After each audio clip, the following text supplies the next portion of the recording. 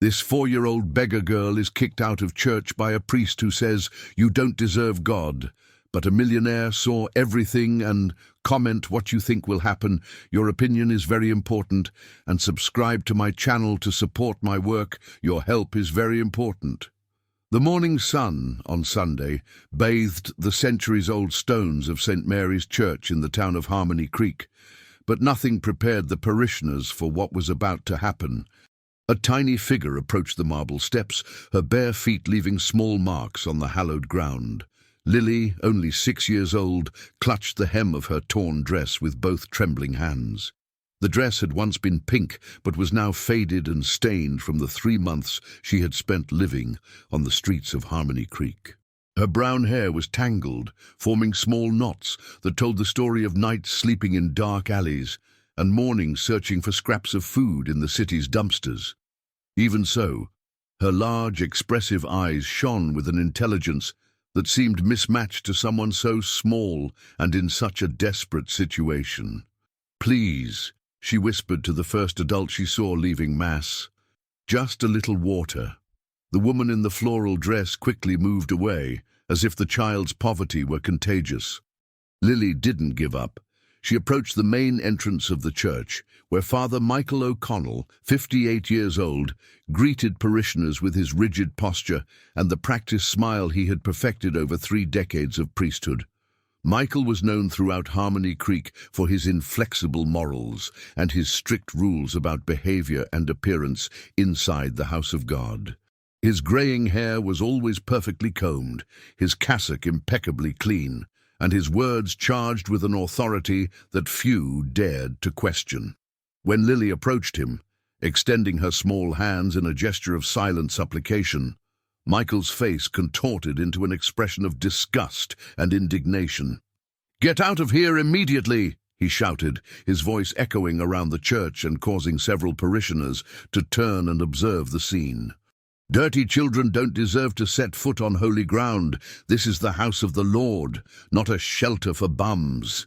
Lily recoiled, her eyes filling with tears she struggled to contain. She had learned during these terrible months that crying in public only attracted more cruelty. She had seen so much rejection, so much coldness, that she had almost given up on asking for help. But the thirst was stronger than pride. "I just wanted a little water," she murmured, her voice so low that only Michael could hear. "Water? You want to contaminate our holy water with your filth?" the priest continued, gesturing dramatically to the small crowd that had formed. "Go away before I call the authorities." Across the town square, Robert Caldwell watched the whole scene with a growing mixture of indignation and something he couldn't quite name.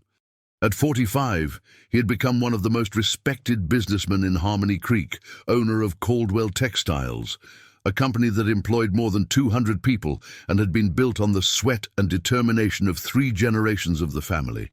Robert was a tall man, with broad shoulders and dark hair slightly graying at the temples. His brown eyes, normally calm and calculating in business, now burned with a fury he hadn't felt in a long time. He wore a discreet but impeccably tailored navy blue suit, a reflection of his social standing in the small town. In the past 2 years, since he lost his wife, Sarah, in a car accident on a rainy night, Robert had become a shadow of his former self. The man who once laughed easily and actively participated in the social life of the town now spent most of his time locked in his office or in his mansion in the upscale neighborhood of Crestwood Hills. Sarah had been his life partner for 15 years, and her sudden departure had left a void that seemed impossible to fill. They had tried to have children throughout their marriage, but it never happened, and now Robert found himself completely alone in an overly large house with rooms that echoed his loneliness.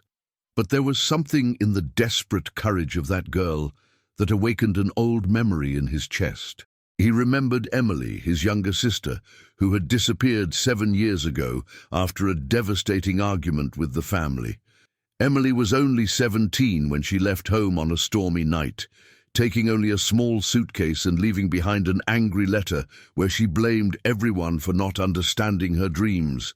The memory of Emily always brought a pang of guilt to Robert. As an older brother, he always wondered if he could have done something differently, if he could have been more understanding, less controlling. Her disappearance had created a wound in the family that had never fully healed. Seeing Lily being humiliated in that way, something primal and protective awakened in Robert. Without thinking twice, he crossed the square with long, determined strides. "Stop that immediately," he said, his voice low but charged with an authority that silenced Michael instantly. The priest turned, immediately recognizing one of the most influential men in town. His tone changed drastically, assuming the cordial falsity he reserved for the powerful. "Mr. Caldwell, how good to see you. I was just protecting our church from undesirable elements." Robert completely ignored the priest and knelt in front of Lily, placing himself at her height. The girl watched him with a mixture of hope and fear, like a wounded animal that didn't know if it could trust. "What's your name?" he asked softly. "Lily," she whispered, her voice almost inaudible. "Lily is a beautiful name. Are you thirsty?" She nodded vigorously, and Robert felt his heart break a little more, seeing the desperate gratitude in her eyes. "Then let's take care of that," he said, getting up and extending his hand to her. To the surprise of everyone present, including himself, Robert made a decision that would change both of their lives forever. "Come with me, Lily. Let's go home." The Caldwell mansion stood majestically atop the hill, its white walls contrasting with the lush gardens that Sarah had cared for so lovingly. Robert stopped the car in front of the wrought-iron gate, watching in the rearview mirror as Lily contemplated the house with wide eyes, as if she were seeing a fairy tale castle. Throughout the journey, the girl had remained silent in the back seat, her small hands clasped tightly on the seatbelt. From time to time, Robert watched her in the mirror and saw her looking out the window with a curiosity mixed with fear, as if she feared that this was just a cruel dream. "We're here," he said gently, turning off the engine. Betty Johnson appeared at the main door, even before they got out of the car. At 52 years old, she had dedicated the last 15 years of her life to the Caldwell family, caring for the house with the meticulousness of someone who considered that place as her own home. Betty was a woman of medium height, black hair always tied in an impeccable bun, and dark eyes that missed no detail. She wore her usual navy blue uniform, always impeccably ironed, a reflection of her organized and controlling personality. Her calloused hands told the story of a life dedicated to housework, but also hid a deep tenderness that she showed only to Robert. Since Sarah left, Betty had become more than a housekeeper. She was a confidant, caregiver, and the only constant female presence in Robert's life. She had taken care of him during the darkest days of mourning, preparing his favorite meals even when he had no appetite, washing his clothes with the care of a mother, and respecting his silences when words were inadequate. But what Betty had never revealed to anyone was the silent love she had harbored for Robert for more than a decade. It was a love that had grown gradually, through small moments of care and attention, and that had intensified after she saw him shatter with the loss of Sarah. She secretly dreamed of the day he would see her not just as an employee, but as a woman who could fill the void in his life. So, when she saw Robert getting out of the car with a dirty and ragged child, her heart leapt in a mixture of alarm and instinctive jealousy. "Mr. Caldwell," she said, approaching quickly. "What's going on? Who is this child?" "Betty, this is Lily," he replied, gently placing his hand on the girl's shoulder. "She's going to stay with us for a while." Lily hid behind Robert's legs, watching Betty with apprehension. The housekeeper, in turn, studied the child with critical eyes, noting the dirt, the torn dress, and the tangled hair.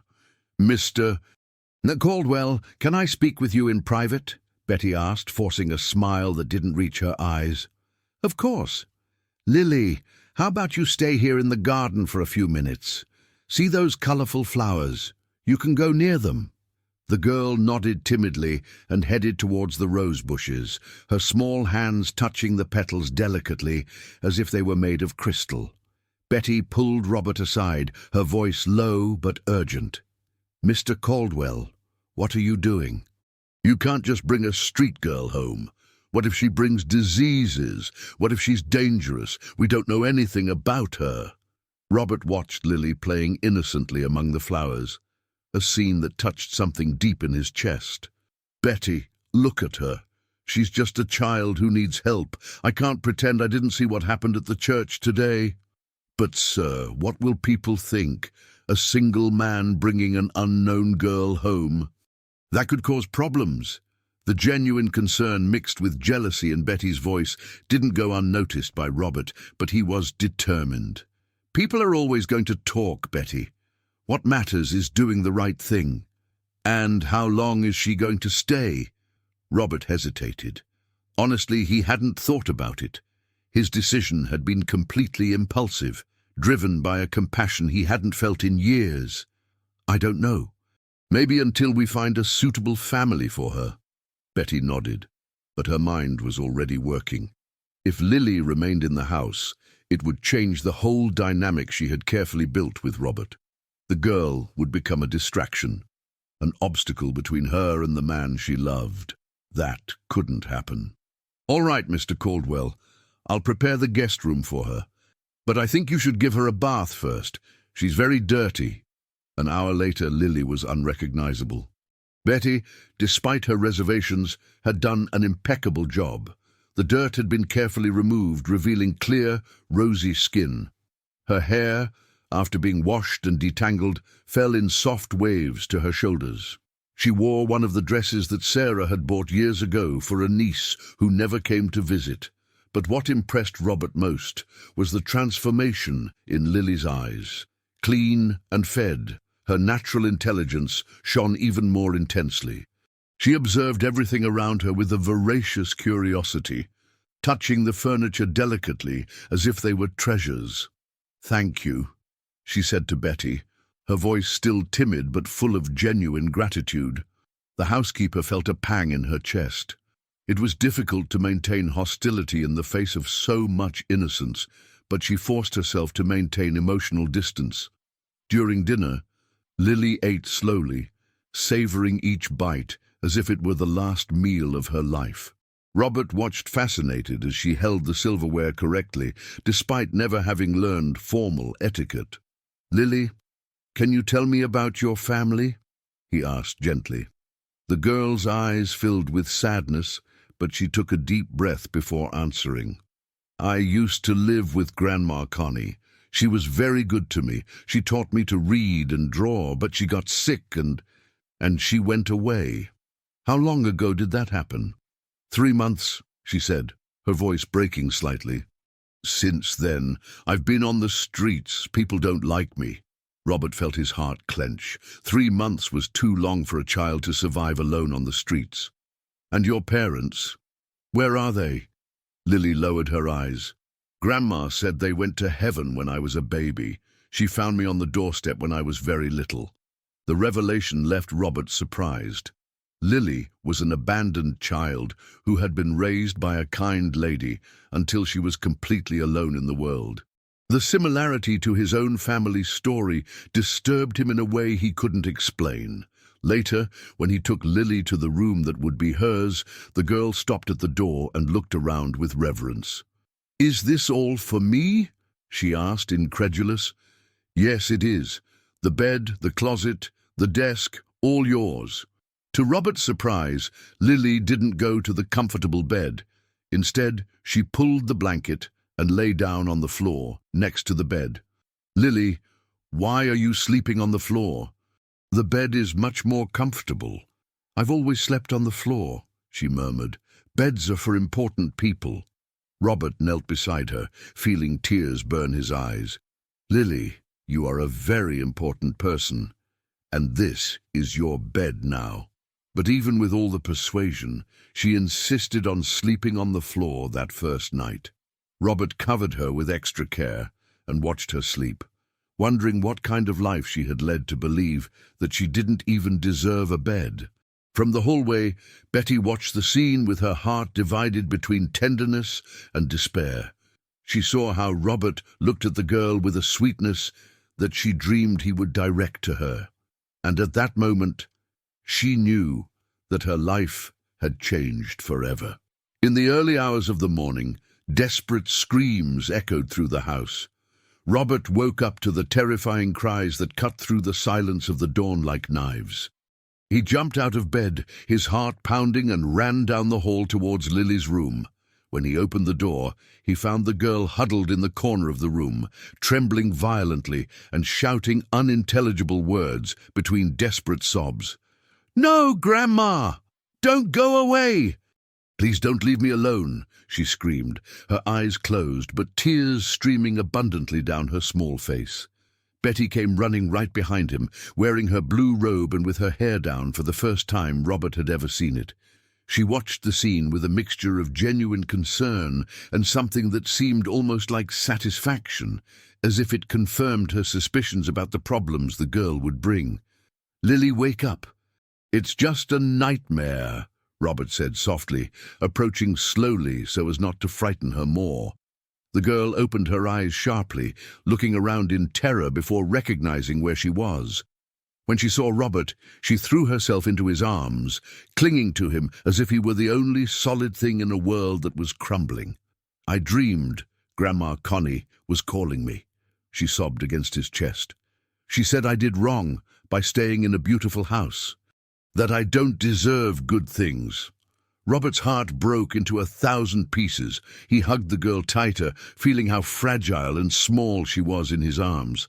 "Lily, your grandma would never say that. She loved you and wanted you to be happy and safe.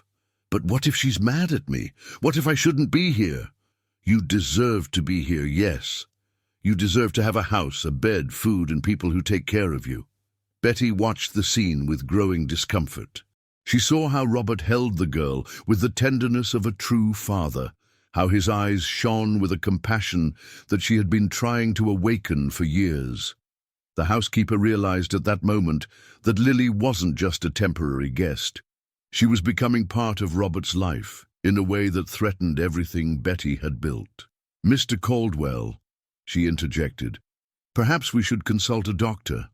These nightmares could be a sign of some serious problem." Robert nodded, still holding Lily, who had stopped crying but continued to cling to him. "You're right. I'll make an appointment tomorrow." In the following days, the nightmares became a cruel nightly routine. Lily woke up screaming between 2 and 3 in the morning, always with the same fear of doing something wrong, of not deserving the kindness she received. Robert started sleeping with his bedroom door open to hear her more quickly. During the day, however, Lily revealed a captivating personality. Her exceptional intelligence manifested itself in small details that constantly impressed Robert. She memorized entire conversations after hearing them only once, solved complex puzzles in minutes, and demonstrated an understanding of art that seemed very advanced for her age. "How did you learn so much about colors and drawings?" Robert asked one afternoon, watching her paint watercolors in the garden. "Grandma taught me. She said I had a special gift for seeing beautiful things," Lily replied, focused on mixing blue and yellow to create the perfect green for the leaves. Robert watched her paintings and was surprised by the complexity of the images. They weren't typical childish drawings. There was an emotional depth in the colors and shapes that intrigued him. Meanwhile, Betty watched from afar, noting how Robert spent more and more time with the girl. He had cancelled important meetings to take her to the doctor, bought special books and toys for her, and had even hired a private tutor so that she wouldn't fall behind in school. The housekeeper began to implement small, subtle sabotages. She hid Lily's new toys, changed the order of the books on her shelf, and whispered comments about how street children could bring problems to respectable homes. When Robert wasn't around, Betty asked seemingly innocent but poison-laced questions. "Lily, don't you miss your old life?" she asked while cleaning the girl's room. "Some people say that children like you never really adapt to houses like this." "What do you mean by children like me?" Lily asked, her large eyes full of confusion. "Oh, nothing important, dear. Just that sometimes it's hard to change your life so quickly." These conversations left Lily disturbed and confused. She began to question whether she really deserved to be there, whether her presence was causing problems for Robert. The nightmares intensified, and she began to have episodes of anxiety during the day. The situation became even more complicated when the news about Robert having adopted a street girl began to spread throughout the town. Harmony Creek was too small for secrets, and soon the entire community was commenting on the unusual situation. It was during a visit to the supermarket that Robert had the first taste of the reaction of local society. He was with Lily choosing fruits when he heard whispers behind him. "What a strange situation, don't you think?" one woman commented to another. "A single man raising a girl. It doesn't seem appropriate to me." "I know. And they say she came from the street. Who knows what kind of upbringing she had? She could be corrupting that respectable house." Robert felt anger rise in his throat, but he controlled himself because of Lily. The girl, however, had heard the comments, and her little face twisted with pain. "Uncle Robert," she whispered, "are people talking bad about me?" "Don't pay attention to them, Lily. Some people talk without thinking." But the damage was done. Lily spent the rest of the day quiet and thoughtful, clearly disturbed by the comments she had heard. That night, during dinner, she asked a question that caught Robert off guard. "Uncle Robert, do you regret bringing me home?" The question cut his heart like a knife. "Lily, why are you asking that?" "Because people are saying you did something wrong, and Betty said I could cause problems." Robert shot a furious look at Betty, who quickly lowered her eyes. He got up and went to Lily, kneeling beside her chair. "Lily, look at me. I don't regret bringing you home for even a second. You brought light into my life in a way I didn't even know I needed. But what if people are right? What if I bring you problems? The only people who bring problems are those who judge without knowing. You are the best thing that has happened to me in a long time." Lily smiled for the first time that day, but Robert could see that the seeds of doubt had been planted. He realized that protecting Lily wouldn't just be a matter of giving her a home and food. He would have to fight against an entire society that questioned his motivations and her presence in his life. That same night, Father Michael made a call that would change everything. On the other end of the line, a professional and cold voice answered. "Harmony Creek Social Services, Berenice speaking." "Berenice, this is Father Michael. I need to report a highly irregular situation that is happening in our town." Berenice Almeida hung up the phone with a somber expression on her face. At 38 years old, she had seen it all during her 12 years working in social services in Harmony Creek, but Father Michael's call had left her particularly disturbed. Not by the denunciation itself, she received several a week, but by the venomous tone in the religious man's voice when describing the situation. "A single rich man who suddenly decides to adopt a street girl," Michael had said, practically spitting out the words. "It doesn't smell right to me, Berenice. You need to investigate before something terrible happens to that child." Berenice was a pragmatic woman, with short brown hair and thick-rimmed glasses that reflected her serious and meticulous personality. She always wore simple but professional clothes, carried a worn leather briefcase that contained the dossiers of dozens of vulnerable children in the region. Her experience had taught her to distrust situations that seemed too good to be true. The next morning, she decided to make a surprise visit to the Caldwell mansion. She wanted to see with her own eyes how the girl was doing and assess whether there was anything suspicious about the situation. Betty answered the door, immediately recognizing the type of visit by the woman's official posture. "Can I help you?" "I'm Berenice Almeida, from Social Services. I would like to speak with Mr. Robert Caldwell about the minor who is in his care." Betty's heart raced. It was exactly what she had expected to happen. The authorities would question the situation, and perhaps Lily would be removed from the house. She tried to control the satisfaction in her voice. "Mr. Caldwell is in the office. I'll call him." While waiting, Berenice observed the luxurious interior of the house. Persian rugs, fine wooden furniture, expensive paintings on the walls. It was a completely different environment from what a street child would be accustomed to. Maybe it was too traumatic for the girl. Robert appeared a few minutes later, his expression cautious but polite. "Ms. Almeida, how can I help you?" "I received a report about a minor who is living here irregularly. I need to speak with the child and assess her conditions." "Report from whom?" Robert asked, although he already suspected the answer. "That's confidential. Where is the girl?" At that moment, Lily appeared on the staircase, descending slowly with a book in her hands. She wore a light blue dress that Robert had bought for her. Her hair was clean and combed, and she looked visibly healthier than when she had arrived. "Lily, come here," Robert called gently. "This lady wants to talk to you." The girl approached timidly, her large eyes studying Berenice with the caution of someone who had learned to distrust unfamiliar adults. "Hi, Lily.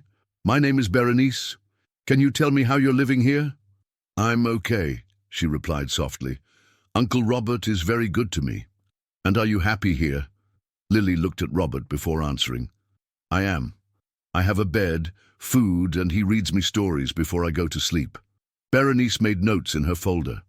"Lily, you know that Mr. Caldwell isn't your real relative, right? Aren't you afraid of living with a stranger?" The question made Lily recoil instinctively. "He's not a stranger. He saved me when no one else wanted to help me." "But don't you miss your previous life, your freedom?" "What freedom?" Lily asked, her voice filled with a sadness that broke Robert's heart. "Sleeping in the rain, looking for food in the garbage, getting hurt by bad people. I didn't have freedom, Mom.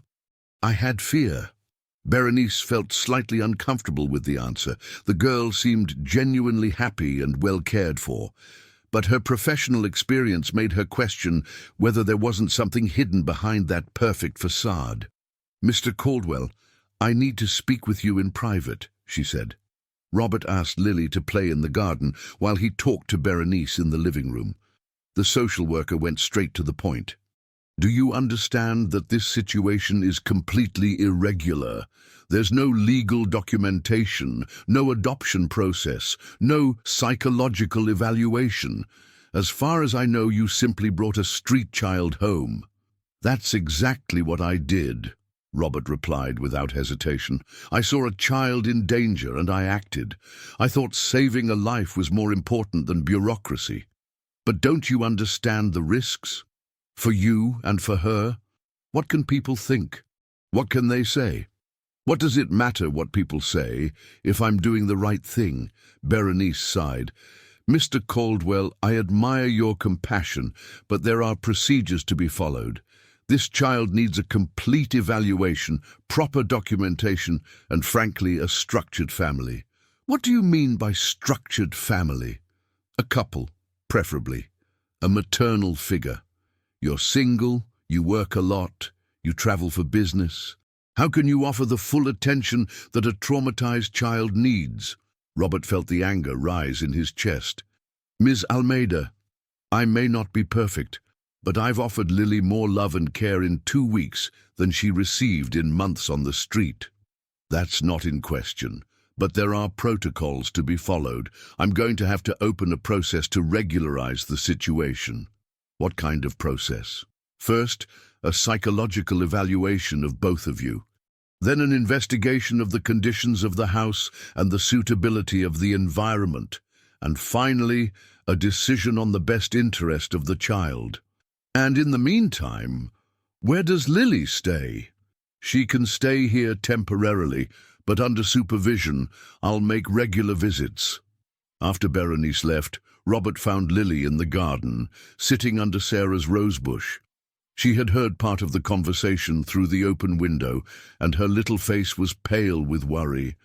"Uncle Robert, are they going to take me away from here?" she asked, tears starting to form in her eyes. Robert sat down next to her on the grass, pulling her into a protective hug. "I'm not going to let that happen, Lily. I promise. But the lady said you're not my real family." "Lily, family isn't just about blood. It's about love, care, protection. And I love you as if you were my real daughter." That night, Betty watched Robert put Lily to sleep with a mixture of jealousy and satisfaction. The visit from social services had planted the seeds of doubt that she had hoped for. Soon, the authorities would realize that a single man wasn't suitable to raise a girl, and Lily would be removed from the house. Then, finally, she would have Robert all to herself again. But her plans began to crumble when 3 days later, unexpected news arrived. Carol Sterling, wife of the mayor of Harmony Creek and the unofficial leader of the town's conservative ladies, had organized a group of influential women to pressure the authorities about the scandalous situation at the Caldwell home. Carol was a 55-year-old woman, her blonde hair always impeccably styled, her red nails perfect, and a smile that hid a voracious political ambition. She had married Mayor Tom Sterling not for love, but for the social position that the marriage gave her. For months, Carol had been trying to convince Robert to sell a strategic piece of land he owned in the center of town. The land would be perfect for a shopping mall that she and some investors wanted to build, a project that would earn them millions and consolidate their political power in the region. But Robert had refused all offers, claiming that the land had sentimental value for his family. The refusal had infuriated Carol, who wasn't used to hearing no as an answer. Now, seeing the vulnerable situation Robert was in with the girl, Carol saw the perfect opportunity to pressure him and perhaps force him to reconsider his position on the land. On Thursday morning, Robert woke up to a strange noise outside. When he looked out the window, he was shocked by what he saw. More than 20 women were holding signs in front of his gate. "Protect our children," one of the signs read. "Traditional family is sacred," shouted another. Lily woke up to the noise and ran to the window. When she saw the crowd, her little face paled with terror. "Uncle Robert, are they here because of me?" The shouts from outside the mansion echoed through the garden like a chorus of condemnation. Carol Sterling was at the center of the group, holding a megaphone and speaking with the passion of an evangelist. Her words cut through the morning air like sharp knives. "Citizens of Harmony Creek, we cannot allow our town to become a place where single men pick up children from the streets without proper supervision. Where are the traditional family values that built our community?" Lily hid behind the curtains, trembling visibly. Her large eyes were full of tears she struggled to contain. "Uncle Robert, did I do something really wrong for these people to hate me like this?" Robert felt a fury grow in his chest, but he forced himself to remain calm because of the girl. He knelt beside her, gently holding her little face between his hands. "Lily, listen carefully to what I'm going to tell you. You did nothing wrong. These people are afraid of what they don't understand. But I promise I won't let anything happen to you." Betty watched the scene from the door, her mind working quickly. The protests were exactly what she had expected to happen. The social pressure would force Robert to make a rational decision and hand Lily over to the competent authorities. It was only a matter of time. Outside, Carol continued her inflamed speech. "I ask you, what kind of man removes a child from the street without following the proper channels? What hidden motivations could be behind this sudden and unexplained decision?" The insinuations were clear and venomous. Some women in the group nodded in agreement. Others seemed less convinced, but remained there due to social pressure. Among them was Connie Sullivan, 62 years old, who had known Robert since he was a child. Connie felt deeply uncomfortable with that situation. She had seen Robert grow up, knew his character, knew the pain he carried since the loss of his wife. She had also personally met Lily's deceased grandmother, a kind lady who had cared for several abandoned children over the years. "Carol," she said hesitantly, "don't you think you're exaggerating? Robert has always been a good man, and the girl seems to be well taken care of. Carol turned to her with blazing eyes. Connie, you don't understand the risks we're taking. A vulnerable child in the hands of a man who hasn't even undergone a proper psychological evaluation. But he saved the girl from a terrible life on the streets. Or did he remove her from the streets for his own reasons? Carol retorted, her voice loaded with cruel insinuations. Inside the house, Robert made a decision. He couldn't allow Lily to continue being exposed to that kind of humiliation. He picked up the phone and called Richard Peterson, his lawyer and longtime friend. Richard, I need your help urgently. There's a group of people protesting in front of my house, questioning my decision to take care of Lily. Robert, I warned you this could happen. The girl's legal situation needs to be regularized as soon as possible. What do I need to do? First, let's file an official request for temporary custody, then start the adoption process. But I must warn you, it's going to be an uphill battle. You're single, and there are ingrained prejudices about men raising girls alone. I don't care about the battle, Richard. I just want to protect Lily. Then let's start today. I need you to prepare for a thorough investigation into your life, your finances, your mental health. They're going to question everything. While Robert talked to the lawyer, Lily had hidden in her room, covering her ears so she wouldn't hear the shouts outside. She picked up her drawing supplies and began to paint, an activity that always calmed her down. The painting that emerged was disturbing. It showed a little girl surrounded by dark and threatening figures. But in the background, there was a golden light that seemed to represent hope. The colors were intense and emotive, revealing the depth of the trauma she was experiencing. Betty entered the room carrying a tray with a snack, but stopped abruptly when she saw the painting. There was something in the image that disturbed her deeply, a sadness so pure that it made her conscience awaken for the first time in weeks. "Lily, what a beautiful drawing," she said, trying to keep her tone casual. "What does it represent?" "It's me," Lily replied simply. "The dark people are the ones who hate me, and the golden light is Uncle Robert protecting me." Betty felt a pang in her chest. For the first time, she saw Lily not as a threat to her relationship with Robert, but as a genuinely vulnerable child who needed protection. The innocence in the girl's voice when talking about the people who hated her made Betty question her own actions. "Lily, are you happy here?" The girl raised her eyes, surprised by the question. "Very happy. For the first time in my life, I have a real family." The words hit Betty like a slap in the face.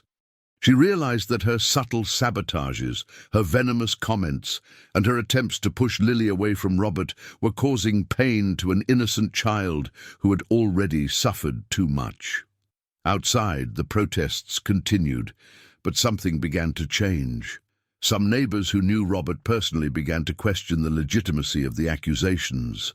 John Miller, owner of the local bakery, crossed the street to talk to the group. "Guys, I've known Robert for 20 years. He's a man of integrity who has always helped our community. Don't you think you're being too hard on him?" "John, you don't understand the gravity of the situation," Carol replied coldly.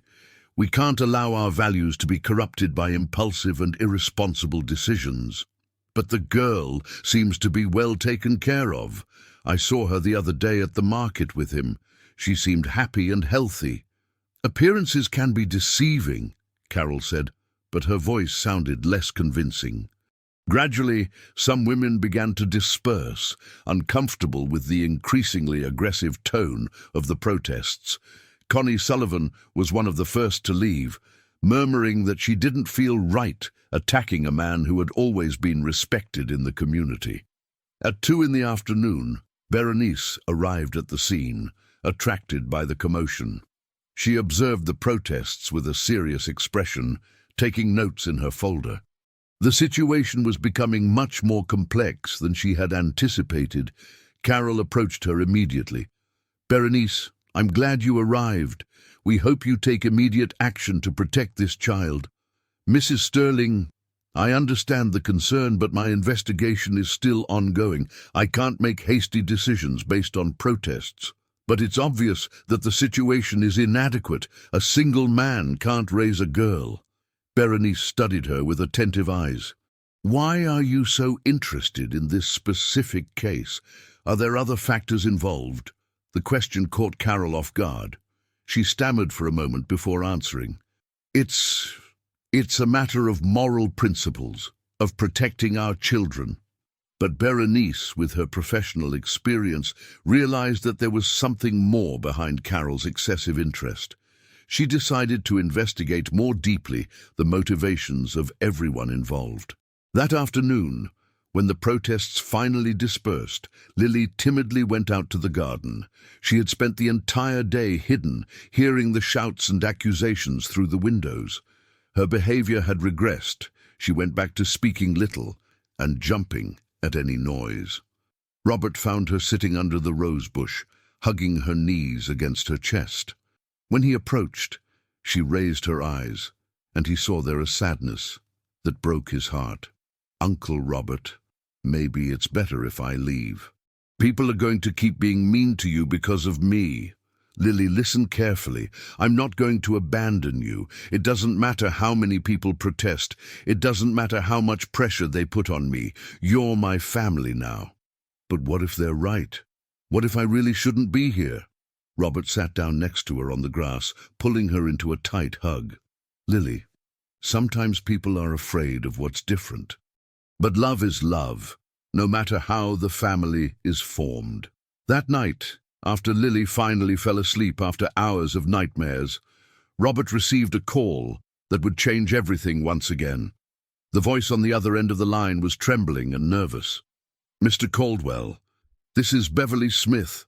I knew Connie, the grandmother of the girl you're taking care of." Robert straightened up in his armchair, suddenly alert. Beverly was a 70-year-old lady who lived in the oldest neighborhood of Harmony Creek, known for its colonial houses and old stories. "Mrs. Smith, how can I help you?" "Sir, I need to talk to you personally. It's about the origin of the girl, Lily. There are things you need to know, things that Connie told me before she departed this world." Robert's heart raced. "What kind of things? I can't talk over the phone. There are people listening to everything in this small town. Can you come to my house tomorrow morning? It's on Flower Street, number 42. "Of course, Mrs. Smith. I'll be there at 9 o'clock. And, sir, come alone. It's better that no one else knows about this conversation for now." Robert spent the entire night awake, imagining what secrets Beverly could reveal about Lily's past. The girl had mentioned that her grandmother had found her on the doorstep when she was a baby, but perhaps there were more details about her origins that could help in the legal process. The next morning, Betty watched Robert leave home with a worried expression. She had spent the night reflecting on her conversation with Lily the day before, and a deep guilt began to corrode her conscience. Seeing the girl's genuine suffering during the protests had awakened something maternal in her heart that she had tried to suppress. Beverly's house was a simple colonial construction, with adobe walls and clay tiles that told decades of stories. The lady greeted him at the door, looking nervously around before inviting him in. "Mr. Caldwell, what I'm about to tell you may change everything," she said, serving coffee in antique porcelain cups. "Connie was my friend for over 40 years. She told me everything." "I'm listening, Mrs. Smith." The lady sighed deeply before beginning. "The story of the girl Lily isn't quite as she thinks. Connie didn't find her abandoned on the doorstep. The girl's mother brought her personally on a stormy night 6 years ago." Robert leaned forward, completely focused. "The mother? Lily always said her parents left when she was a baby. Connie made up that story to protect the girl. The truth is that the mother was fleeing from something terrible. She was a very young woman. She couldn't have been more than 17 years old. She was terrified, crying a lot. Fleeing from what? From her own family, sir. She told Connie that she had gotten pregnant very young and that her family rejected her. The child's father abandoned her when he found out about the pregnancy, and she had nowhere to go." Beverly paused to take a sip of coffee, her hands trembling slightly. "But the most important thing, Mr. Caldwell, is that the young woman left some things with Connie. Documents, photos, a letter explaining everything." "What documents?"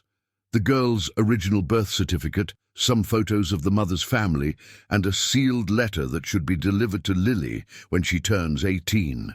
Robert felt his heart race. "Where are those things now?" "Connie hid them in a box in the basement of her house. She said it was to protect the girl in case someone came looking for her." "And why are you telling me this now?" Beverly looked him in the eyes with a disturbing intensity. "Because yesterday, when I saw those protests on television, I recognized something in the girl that reminded me of her mother, and because I think you have the right to know the truth." "What truth?"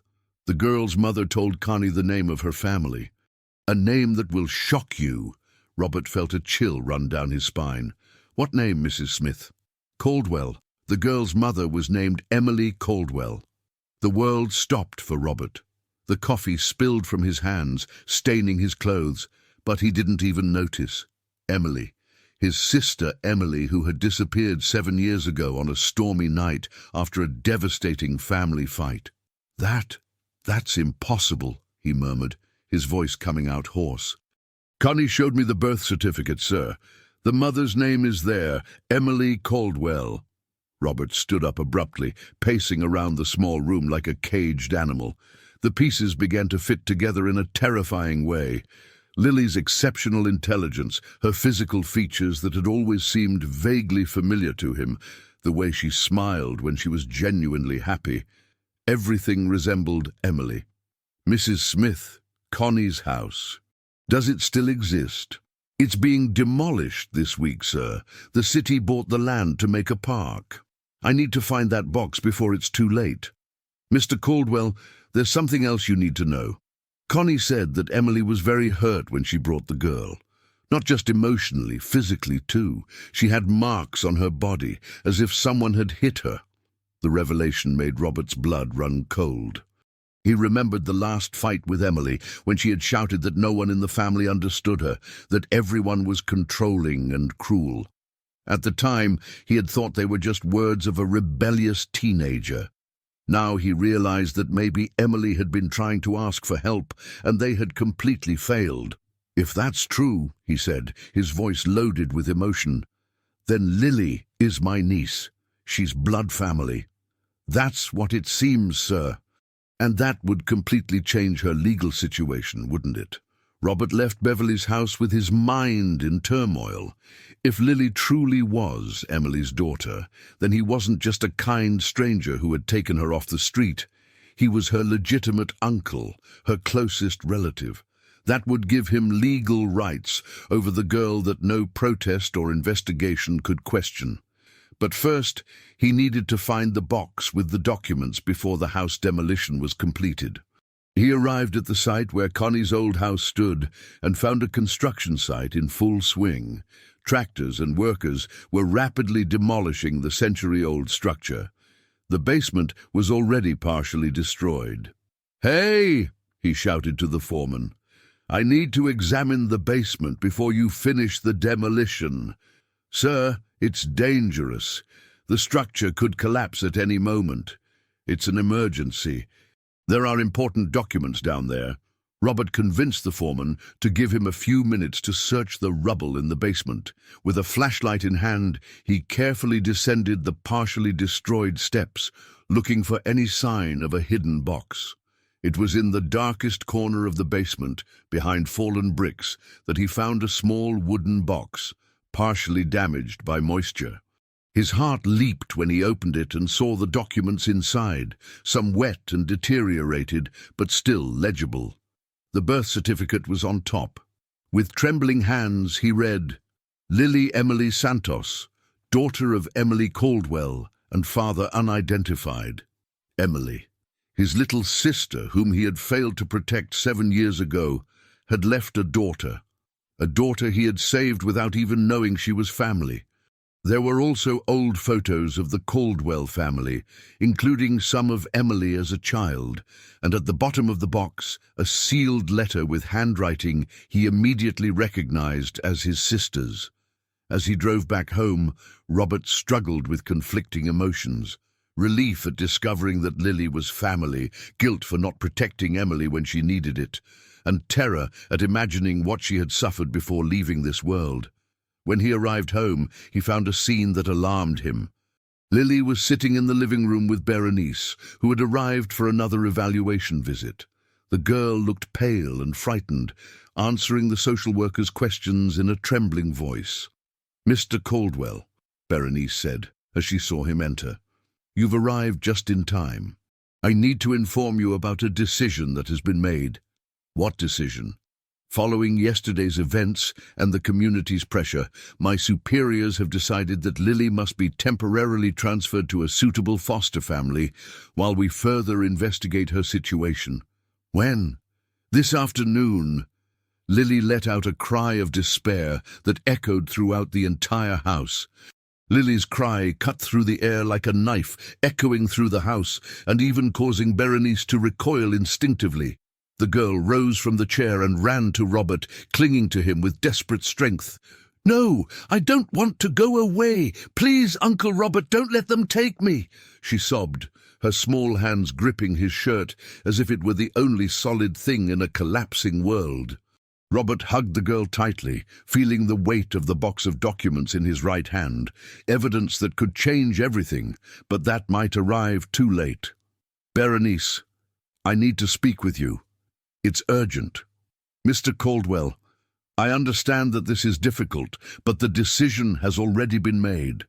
The girl will stay with the Moreiras until the situation is definitively resolved." "The Moreiras?" Robert asked, recognizing the name.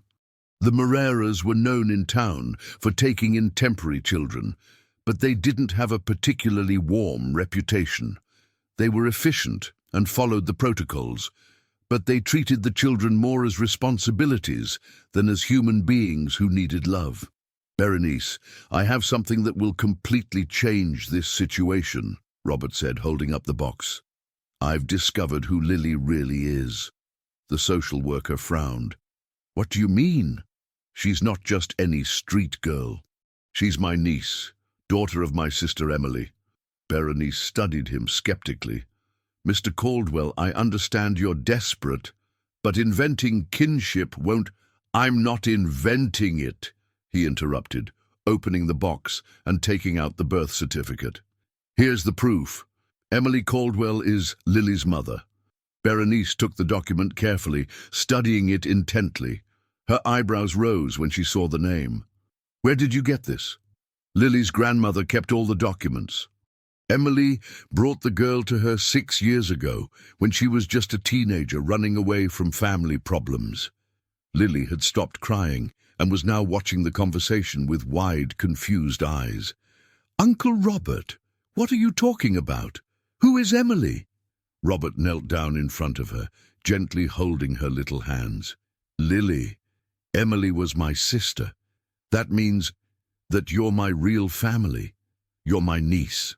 The girl blinked several times, processing the information.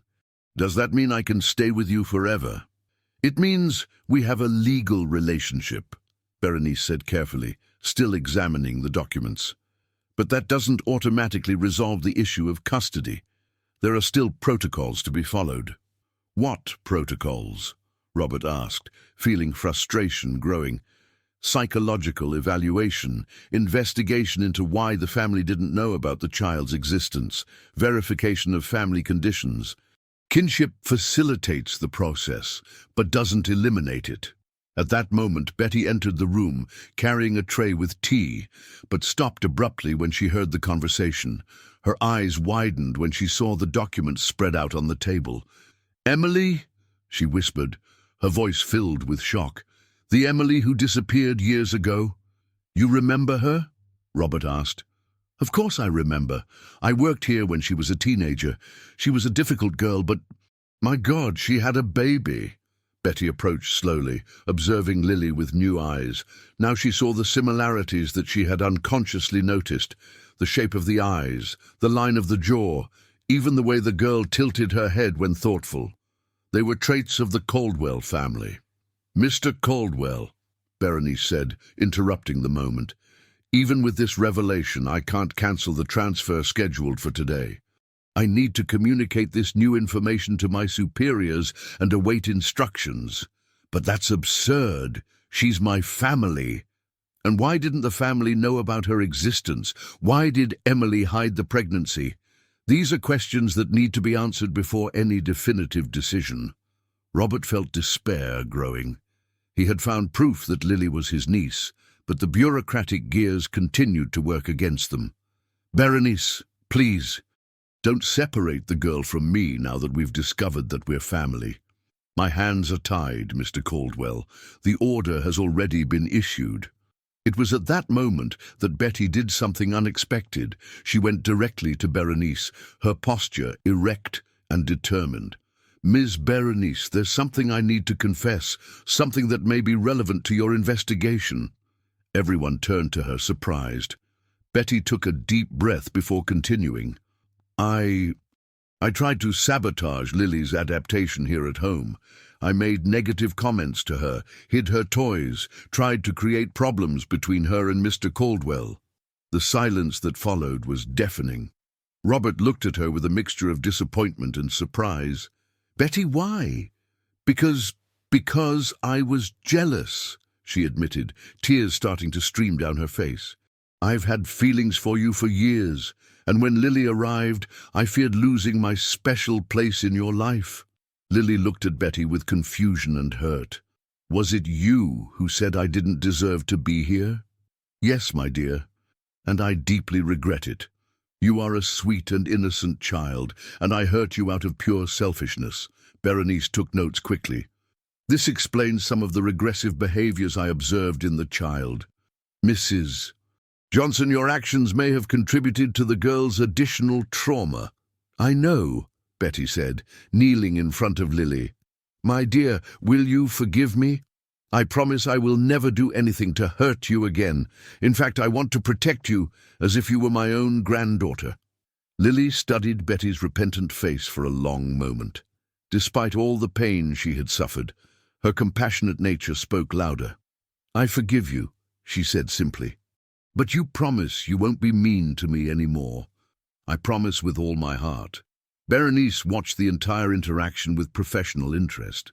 Betty's confession had changed her perspective on the family dynamics, but there were still protocols to follow. "Mr. Caldwell, Mrs. Johnson's confession and the discovery of kinship are important factors, but I still need to comply with the transfer order. However, I can expedite the re-evaluation process." "How long would that take?" "With proven kinship, maybe a week." "A week!" exclaimed Lily, starting to cry again. "But I don't want to go away, not even for a day." At that moment, the house phone rang. Betty answered it and then turned to Robert with a strange expression. "Mr. Caldwell, it's your lawyer. He said it's urgent. He got a restraining order." Robert rushed to the phone. "Richard!" "Robert, I got a temporary restraining order based on the newly discovered kinship. Lily can stay with you until the definitive hearing, which will be next week." "How did you get that so fast?" "I have my contacts. But there's one condition. Berenice will need to make daily visits to monitor the situation." When Robert gave the news, Lily threw herself into his arms again, this time with joy. "Can I stay? Can I really stay?" "For now, yes. And we're going to fight to make it forever." Berenice packed her papers with a resigned expression. "Very well, the transfer is suspended, but I'll be here every day at 3 in the afternoon for evaluations." After Berenice left, Robert sat with Lily in the garden, still processing all the day's revelations. The girl was quiet, drawing more birds in her notebook, but now they were flying in formation, like a family. "Uncle Robert," she said suddenly, "if you're my real uncle, does that mean my mother could still be alive somewhere?" The question hit Robert like a punch to the stomach. He still hadn't read Emily's letter, and he didn't know if she was alive or if she had passed away. How could he answer that question without destroying the girl's hopes or lying to her? "Lily, we're going to find out everything about your mother together, okay? I promise I won't hide anything from you." That night, after Lily fell asleep, Robert finally found the courage to open Emily's sealed letter. What he read there would change everything once again. In the silence of his office, with only a small lamp illuminating the desk, Robert carefully opened Emily's letter. The paper was yellowed with age and slightly damp, but his sister's handwriting was unmistakable, delicate but nervous, as if it had been written in haste. "To whoever takes care of my daughter Lily," the letter began. "If you are reading this, it means I couldn't come back to get her as I promised. My name is Emily Caldwell, and I am leaving my baby with Connie because I have no choice." Robert felt his hands trembling as he continued reading. "I became pregnant at 17 by a boy who abandoned me when he found out the news. My family didn't know about the pregnancy. I hid it for months by wearing loose clothes and lying about nausea. When I finally told them, my father kicked me out of the house, said I was a disgrace to the family name. My brother Robert tried to intervene, but I was too hurt and proud to accept help." Tears began to stream down Robert's face. He remembered that terrible night, his father's screams, how he had tried to convince Emily to stay, but she had left in the storm before he could talk to her properly. "I fled to Belo Horizonte, where I lived on the streets during the last months of my pregnancy. Lily was born in a public hospital, and when I saw her for the first time, I knew I needed to protect her from a life like mine. I brought her to Connie because this kind lady took care of other abandoned children, and I knew she would be safe here." Robert paused, reading, his heart tight with pain. Emily had suffered so much, and he hadn't even imagined the extent of her despair. "I am leaving for São Paulo, where I got a job in a factory. I promise to come back to get Lily when I'm financially and emotionally stable. If something happens to me, please tell her that her mother loved her more than anything in the world, and that my only hope is that she has a better life than mine." The letter continued with details about Lily's birth, some personality traits that Emily had noticed in the baby, and instructions on how to find her if necessary. At the end, there was an address in São Paulo and a desperate plea. "If my family is reading this, especially my brother Robert, please don't judge my choices. I did the best I could with the options I had, and if you can, take care of my daughter as I couldn't." Robert finished the letter with a broken heart. Had Emily tried to contact them? Had she achieved the stability she sought? Why had she never returned to get Lily? The next morning, he made a decision that would change everything. He called a private detective in São Paulo to investigate Emily's whereabouts. He needed to know if his sister was still alive, and if she was, Lily deserved to meet her. Meanwhile, at the house, something beautiful was beginning to blossom. Betty, transformed by her confession and Lily's forgiveness, had become a caring grandmother to the girl. She taught Lily to bake cookies, told old stories of the Caldwell family, and above all, offered the maternal affection that the girl so desperately needed. "Betty," said Lily one morning while helping to make sugar bread, "why didn't you like me before?" Betty stopped kneading the dough, carefully choosing her words. "Lily, sometimes adults do silly things when they're scared. I was afraid that Uncle Robert wouldn't need me anymore if you were here. But that's silly. A house can have many people who love each other." The child's simple wisdom touched Betty deeply. "You're right, my dear. And now I know that tour home has become so much happier with you here." Berenice's daily visits became less tense. The social worker could clearly see that Lily was flourishing in the family environment. The girl had gained weight, her nightmares had drastically decreased, and she showed a genuine joy that couldn't be faked. But not everything was resolved. Carol Sterling, frustrated with the way things were going, intensified her efforts to cause trouble. She spread rumors around town about the convenience of the kinship discovery, insinuating that Robert had forged the documents. "What a coincidence," she commented in social circles. He finds documents proving kinship exactly when he needs them. Doesn't that seem suspicious to you? Her insinuations resonated with some people, especially those who already harbored envy of Robert's social standing. Father Michael, still feeling the weight of guilt for his initial reaction, tried to downplay the rumors, but the damage was done. The situation became complicated when, 3 days before the final hearing, Berenice received an anonymous tip questioning the authenticity of Emily's documents.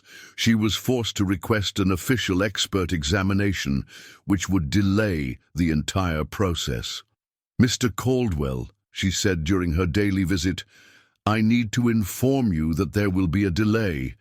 Some citizens have questioned the authenticity of the documents, and now I need to submit them for official verification."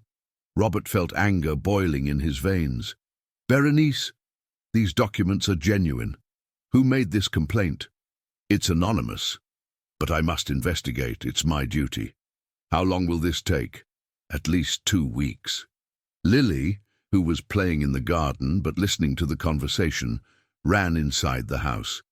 "Uncle Robert, are they going to take me away?" "No, my love. We'll sort this out." That night, Robert received a call from the detective in São Paulo. "Mr. Caldwell, I have news about your sister, Emily." "Is she alive?" "She was, until 3 months ago.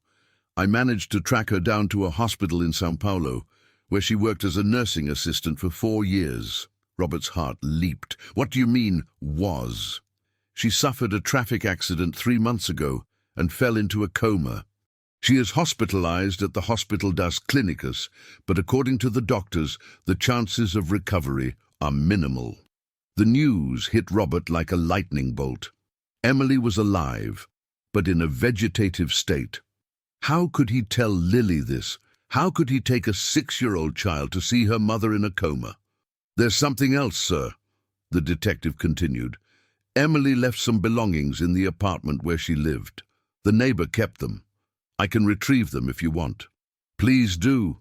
Anything that can help to better understand the story." 2 days later, Robert received a box with Emily's belongings. Inside were photos of baby Lily that Emily had kept, letters never sent to the family, and a diary where she documented her plans to return to get her daughter. The diary entries were devastating. Emily had tried several times to return to Harmony Creek, but whenever she saved enough money, some emergency prevented her.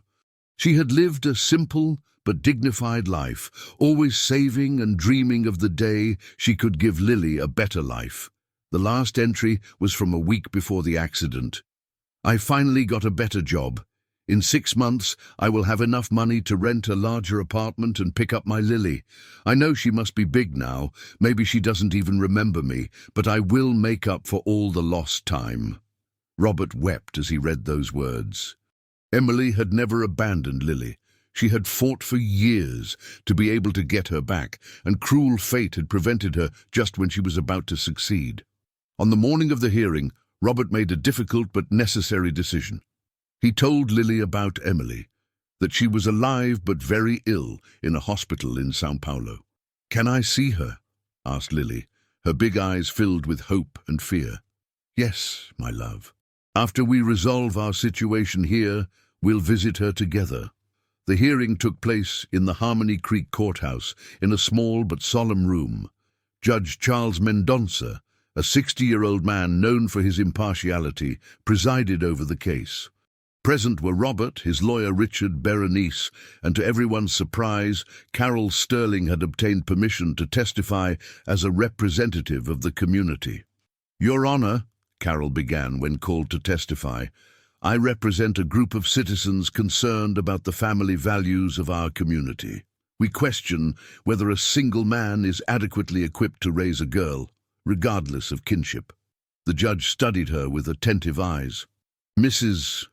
Sterling, do you have any personal interest in this case besides community concern?" The question caught Carol off guard. "What do you mean, Your Honor?"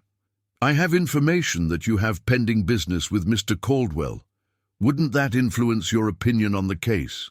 Carol paled, realizing that her true motivation had been discovered. The silence in the courtroom was deafening as Carol struggled to find an answer that wouldn't incriminate her. Her hands were visibly sweating, and for the first time in years, she had lost her usual composure.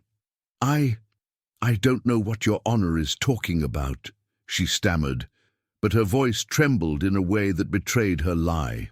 Judge Charles Mendonça picked up a folder and removed some documents.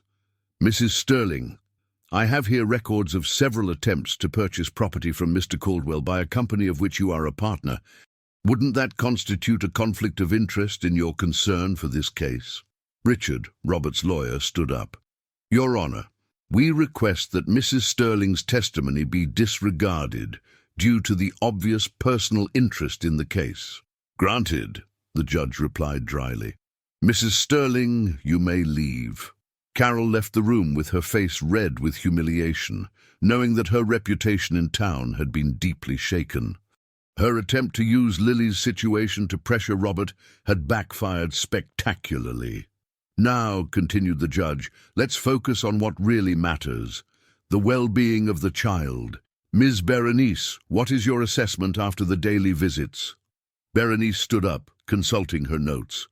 "Your Honor, after intensive observation, I can attest that the minor Lily shows clear signs of healthy adaptation to the family environment. She is well fed, receives adequate medical care, attends private lessons, and above all demonstrates genuine emotional bonds with Mr. Caldwell and the housekeeper. And what about the questions about the ability of a single man to raise a girl?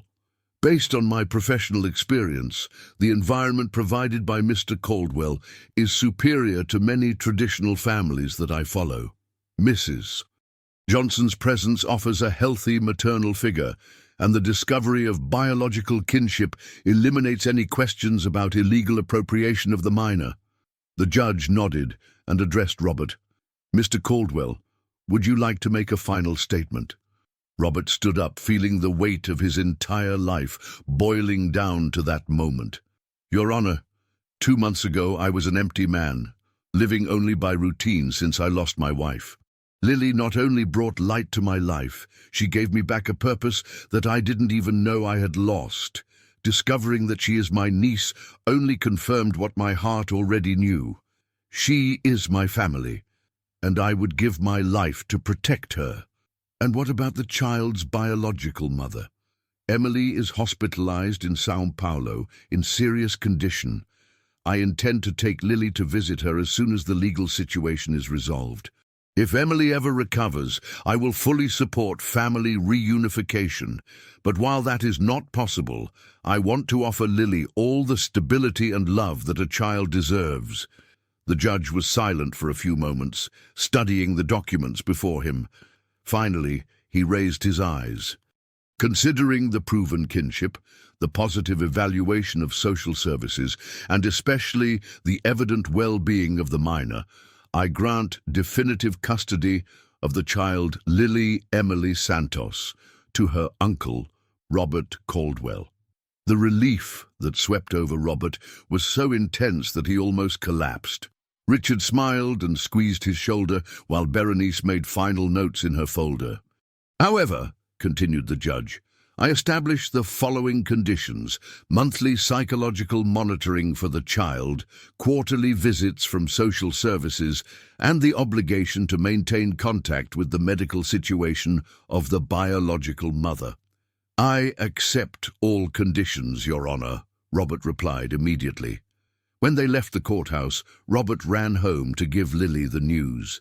He found her in the garden with Betty, painting watercolors under the shade of the rosebush. When she saw him arriving, she dropped the brush and ran to him. "So, Uncle Robert, can I stay?" "Forever, my love. You're officially my daughter now." Lily let out a cry of joy that echoed throughout the garden. Betty began to cry with emotion, and for the first time in months, the Caldwell house was filled with pure and genuine happiness. That night, they celebrated with a special dinner that Betty prepared with all her heart. Lily wore her prettiest dress and made a special drawing to celebrate. A yellow house with 3 smiling figures, her, Robert and Betty, all holding hands. But the real transformation in the city began in the following days. The public exposure of Carol's true motivations had caused a scandal that completely changed public perception of Lily's case. People who had previously questioned Robert now praised him for his kindness and courage. Father Michael, who had carried the guilt for months, paid a personal visit to the Caldwell home. He arrived on a Wednesday afternoon, clearly nervous and repentant. "Mr. Caldwell," he said when he was received in the living room, "I came to apologize for my initial behavior. My reaction that Sunday was cruel and contrary to everything I preach about Christian compassion." "Father Michael, the past is in the past," Robert replied graciously. "I would like to meet Lily if she allows it. I want to apologize to her too." When Lily appeared, initially shy upon seeing the man who had rejected her so cruelly, the priest knelt before her. "Lily, my name is Father Michael. I was very cruel to you that day at church, and I ask for your forgiveness.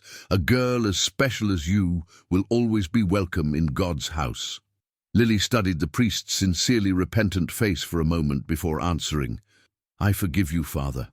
Connie always said that we should forgive people when they are truly sorry." The simplicity of Lily's forgiveness touched Michael deeply, who left the house determined to use his influence to repair the harm he had caused.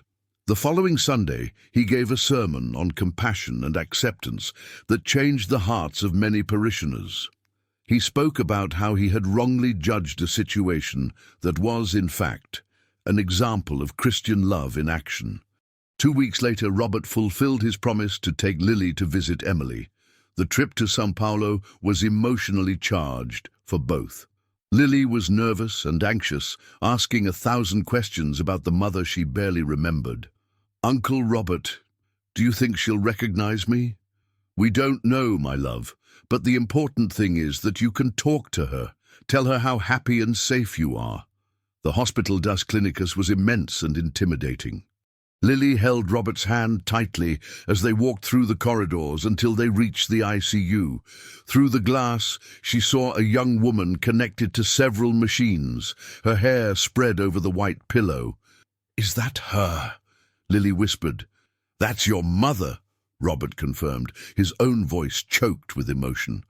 They were granted permission to enter for a few minutes. Lily approached the bed shyly, observing Emily's serene face. There was an undeniable resemblance between mother and daughter, the same shape of eyes, the same delicate line of the nose. "Hi, Mom," Lily said softly, gently holding Emily's inert hand. "My name is Lily. I'm your daughter. I wanted you to know that I'm okay. I found Uncle Robert, and he takes very good care of me. Betty is also very good, and even the priest who was mean to me apologized." To everyone's surprise, Emily's monitors showed a slight change in heart rate. The nurse, who was watching carefully, frowned. "That's interesting," she murmured. "We rarely see responses like this." Lily continued talking, telling about her new life, about the school she was attending, about the drawings she made. And with each word, Emily's vital signs seemed to strengthen slightly. "Mom," Lily said at the end, "if you can hear, I wanted you to know that I'm not mad at you for leaving me with Connie. She told me that you were very young and scared. And now I'm with a family that loves me very much." When they left the hospital, Lily was quiet and thoughtful. "Uncle Robert, do you think she heard me?" "I'm sure she did, my love. And I'm sure she was happy to know that you're safe and loved."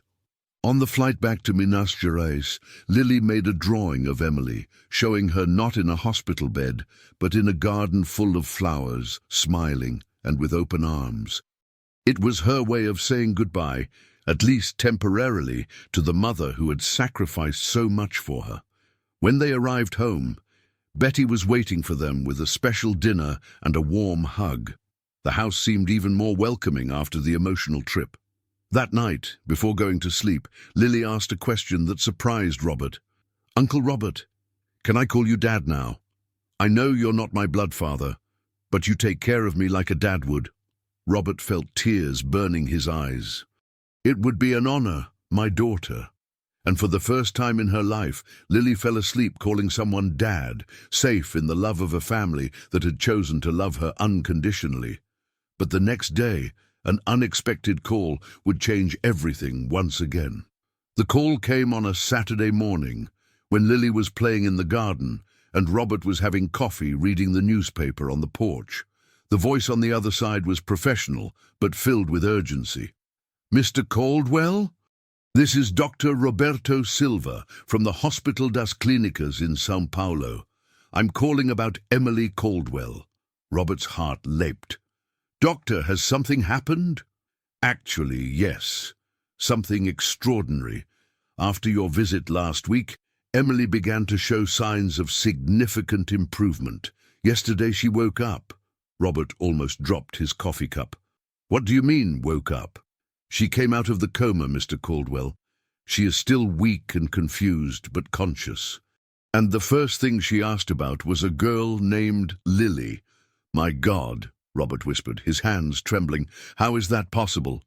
"Cases of recovery after emotional stimuli are not unprecedented, but they are rare.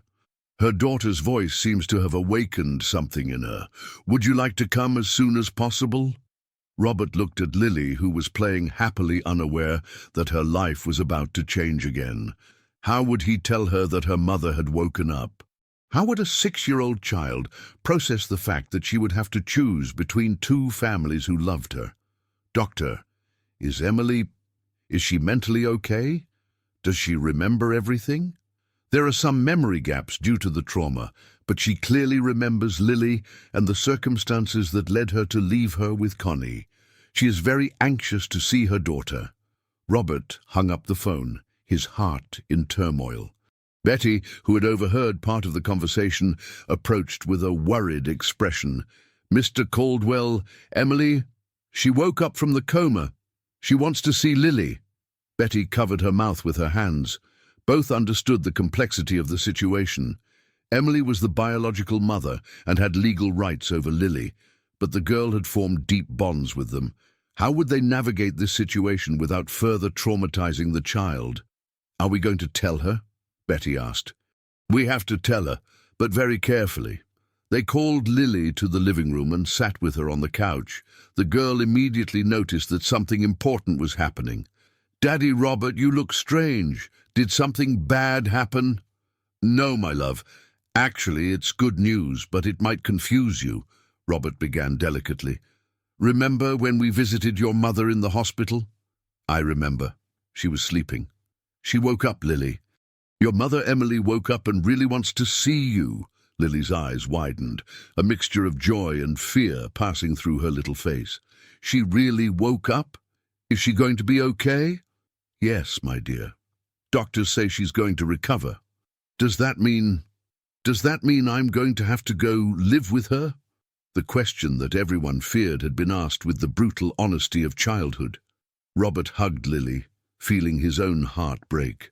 "Lily, your mother loves you very much. She always wanted to get you back, but she couldn't because of her health problems. Now that she's better, she has the right to take care of you." "But I don't want to leave here," said Lily, tears starting to flow. "You are my family now. I love Emily because she is my mother, but you were the ones who took care of me when no one else wanted to." Betty knelt down next to Lily, holding her little hands. "My dear, maybe it doesn't have to be a choice between one family or another. Maybe we can find a way for everyone to take care of you." "How so?" "Well," said Robert thoughtfully, "your mother is still recovering. Maybe she needs time to settle in again. And maybe she wants you to continue having your family here too." 2 days later, they were again on the plane to São Paulo. Lily was visibly nervous, squeezing Robert's hand throughout the flight. She had made a little letter for Emily and a drawing showing her life in Harmony Creek. At the hospital, the scene was different this time. Emily was sitting on the bed, still fragile but awake and alert. When she saw Lily enter, her eyes filled with tears. "My girl," she whispered, reaching out her arms. Lily approached hesitantly, still shy. Emily had changed a lot. She was thinner, paler, and there was a fragility in her that didn't exist in the old photos. "Hi, Mom," Lily said softly. "Are you better?" "I am, my love, and all thanks to your voice. The doctors said that you were the one who woke me up." Lily smiled shyly and handed the drawing to Emily. "I made this for you. It's my life now." Emily carefully studied the drawing. The big house, the flowery garden, 3 happy figures, colourful birds flying free. It was a life that she could never have given Lily alone. "Are you happy?" Emily asked, looking into her daughter's eyes. "Very happy, Mom. Daddy Robert and Grandma Betty take very good care of me." Emily turned to Robert, who had remained respectfully distant during the reunion. "Robert, I don't know how to thank you. You saved my daughter." "Emily, you don't need to thank me. Lily saved me too. She told me you are our brother. I'm so sorry for leaving that way, for causing so much suffering. The past is in the past, Emily. The important thing is that we are all together now." Emily was silent for a long moment, watching Lily, who had settled down beside her on the bed, talking excitedly about school, friends, painting lessons. "Robert," she said finally, "I need to talk to you in private." They went out to the hallway, while Lily remained in the room, playing with a kind nurse. "Robert, I'm going to be honest with you. These 6 years have changed everything. I'm no longer that scared 17-year-old girl, but I'm also not the mother Lily needed when she was born. Emily, you're her mother. That will never change.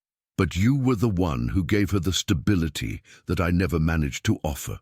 She calls you Dad, and I can see in her eyes that you have created real bonds." Robert waited, realizing that Emily was struggling with a difficult decision. "I want to propose something," she continued. "I want to move to Harmony Creek. Get a job there, a small apartment near you. I want to be part of Lily's life, but I don't want to destroy the family you've built." "Emily, are you sure?" "I am. During all these years, my greatest fear was that Lily wouldn't be happy. Now I see that she is happier than I ever dreamed she could be. I won't take that away from her." When they returned to the room, Lily looked at them expectantly. "So? Have you decided what's going to happen to me?" Emily sat on the bed and pulled Lily close. "Lily, your mommy Emily is going to move to Harmony Creek to stay close to you, but you will continue to live with Daddy Robert and Grandma Betty." "Really? Can I have you all?" "Yes, my love. You will have a very big family." Lily jumped off the bed and hugged them all, her joy overflowing through the room. For the first time in her short life, she wouldn't have to choose between people she loved. 3 weeks later, Emily was discharged from the hospital and moved to a small apartment 2 blocks from Robert's house. She got a job as a nursing assistant at the local hospital and established a routine of daily visits to see Lily. Initially, the adaptation was delicate. Lily needed time to get used to having a biological mother present without losing the security of her chosen family. Some nights she was confused about where her real home was. "Daddy Robert," she asked one night, "if Emily is my real mother, are you still my real father too?" "Lily, true love doesn't diminish when it is divided. It multiplies. You can have a mommy Emily and a daddy Robert, and both love you completely." Gradually, a new family dynamic was established. Emily had lunch with them on weekends, helped Lily with homework some afternoons, and participated in important decisions about the girls' education. Betty, initially cautious, ended up developing a maternal affection for Emily as well, seeing in her the lost girl who had found her way back. But the biggest transformation happened in Lily herself. With Emily's presence, some gaps in her identity were filled. She came to better understand her history, her origins, and above all to realize that she had never been abandoned, only protected by people who loved her too much to leave her in danger. 6 months after Emily's awakening, Lily made a special drawing that perfectly summarized her new reality. It was a big house with many windows, and in each window there was a smiling person. Robert, Betty, Emily, even Father Michael and Beverly. In the center, a little girl flew with colorful wings, not to escape, but to reach all those who loved her.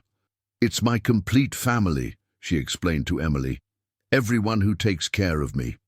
And for the first time since she had left baby Lily with Connie, Emily felt that she had made the right decision. Her daughter had not only survived, she had flourished in a way that only true love could provide. But there was still a final surprise in store for them all. The surprise came on a Thursday afternoon, when Lily was at school and Emily was working at the hospital. Robert received a call from a man who identified himself as Dr. Eduardo Ferreira, director of a foundation in Belo Horizonte. "Mr. Caldwell, I'm calling about a very special project that we would like to propose to your family. We learned about Lily's story through local newspapers, and we were impressed with the girl's exceptional artistic talents." Robert frowned. "What do you mean, Doctor?" "Some of Lily's paintings were photographed during a report on her adoption, and our experts were fascinated by the emotional and technical complexity for a 6-year-old child. We would like to offer a full scholarship to our art school." "Art school?" "The Ferreira Institute is an educational institution specializing in children with exceptional talents. We offer regular education combined with intensive artistic development." "It's a unique opportunity." Robert felt his stomach clench. "Doctor, where is this institute located?" "In Belo Horizonte. Students live in boarding, but have regular family visits." "Boarding? Absolutely not. Lily has been through too much trauma to be separated from her family again." "Mr. Caldwell, I understand your concern, but this is a talent that deserves to be cultivated. Lily could become an internationally renowned artist." "Doctor, I appreciate the interest, but Lily is a child who needs family stability above all else. At least consider a visit to the Institute. You could see our facilities and methodology." Robert hesitated.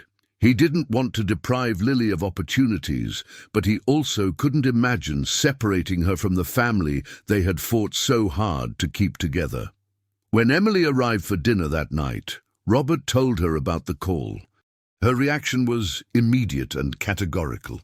"No way," she said firmly. "I spent 6 years away from my daughter. I won't allow her to be taken away again, no matter how special the opportunity is." "Emily, maybe we should at least hear what they have to offer," Robert pondered. "If Lily's talent is truly exceptional." "Robert, don't you understand? Lily doesn't need to be a famous artist to be happy. She needs family, love, stability.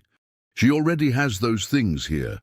Betty, who was listening to the conversation while serving dinner, spoke up. "If I may offer my opinion, I think we should ask Lily herself what she wants."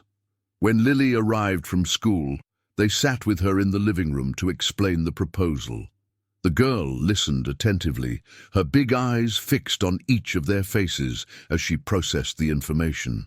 "They want me to go live in a school far from here?" she asked finally. "Not exactly live," Robert explained. "It would be to study there during the week and come home on weekends." "But why?" "I like my school here, and I don't want to be away from you even for a day." "Because you have a very special talent for painting, my love," said Emily, "and they could teach you things that we can't teach here." Lily was quiet for a moment, clearly thinking. "Mommy, Emily, do you think I should go?" Emily looked into her daughter's eyes, seeing there all the trust and love that had developed between them. "No, my dear, I think you've had too many changes in your life, and I think the most important thing isn't to be famous, it's to be happy. And you, Daddy Robert." Robert knelt down in front of her. "Lily, if you want to explore your talents, we'll find a way to do that right here. I can hire the best art teachers to come to us, so I can stay here with you forever, if that's what you want." Lily smiled and hugged them all. "I want to stay. My drawings look prettier when I'm happy, and I'm happiest here with my family." The decision was made, but the consequences were unexpected. 3 days later, Dr. Eduardo appeared personally in Harmony Creek, accompanied by a team that included psychologists and social workers. "Mr. "Caldwell," he said when he was received in the living room, "I came personally because I believe you don't fully understand the magnitude of Lily's talent. Doctor, we respect your opinion, but our decision is final." "Allow me to show you something," said Dr. Eduardo, opening a folder and removing several reproductions of famous paintings. "These are works by other students at the institution who started with us at Lily's age. Today they are world-renowned artists." Lily, who'd been called to the room, observed the paintings with genuine interest. "They are very beautiful," she commented, "but I prefer to draw birds and houses with happy families." Dr. Eduardo smiled condescendingly. "My dear, with the right training, you could create much more sophisticated works." "But I don't want to create sophisticated works," Lily replied with the brutal honesty of childhood. "I want to draw things that make me happy." The psychologist who accompanied Dr. Eduardo, Dr. Carla Mendez, observed the interaction with growing interest. "Dr. Eduardo," she interfered, "perhaps we should reconsider our approach." "How so?" "This child shows clear signs of overcome trauma and healthy family bonds. Forcing a separation now could be detrimental to her emotional development." Dr. Eduardo was visibly upset. "Doctor, Carla, we are talking about an exceptional talent that can be wasted, or it can flourish naturally in a loving and stable environment," she retorted. "Not every talented child needs to be shaped in an institute.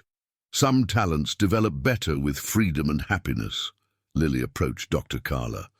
Do you know anything about drawings?" "I know a little. Would you like to show me some of yours?" Lily ran to get her latest sketchbook. The pages were filled with vibrant and emotional images: happy families, colorful birds, cozy houses, flower-filled gardens. There was pure joy in every stroke. "They're beautiful," Dr. Mendes said sincerely. "And you know what impresses me the most? The happiness that overflows from each drawing. That's rare to see." "They used to be different," Lily said. "When I was sad, I could only draw dark things and caged birds. Now I draw free birds because I feel free too." "Doctor." Mendes looked meaningfully at Eduardo Ferreira. "This child has something more valuable than technical talent. She has a healthy emotional connection to her art. You can't teach that. You preserve it." That evening, after Eduardo Ferreira and his team left visibly frustrated, the family gathered for dinner. Lily was quieter than usual, clearly processing the day's events. "Daddy Robert," she said suddenly, "did I make the right choice?" "Why are you asking that, my love?" "Because maybe I could have learned to paint really pretty things at their school, and maybe you're keeping me from being important."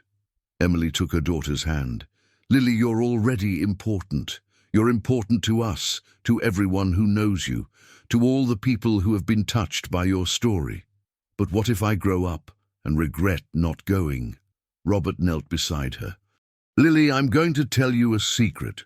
What makes a person special isn't what they do, but who they are. And you're already a very special person, kind, brave, forgiving, full of love."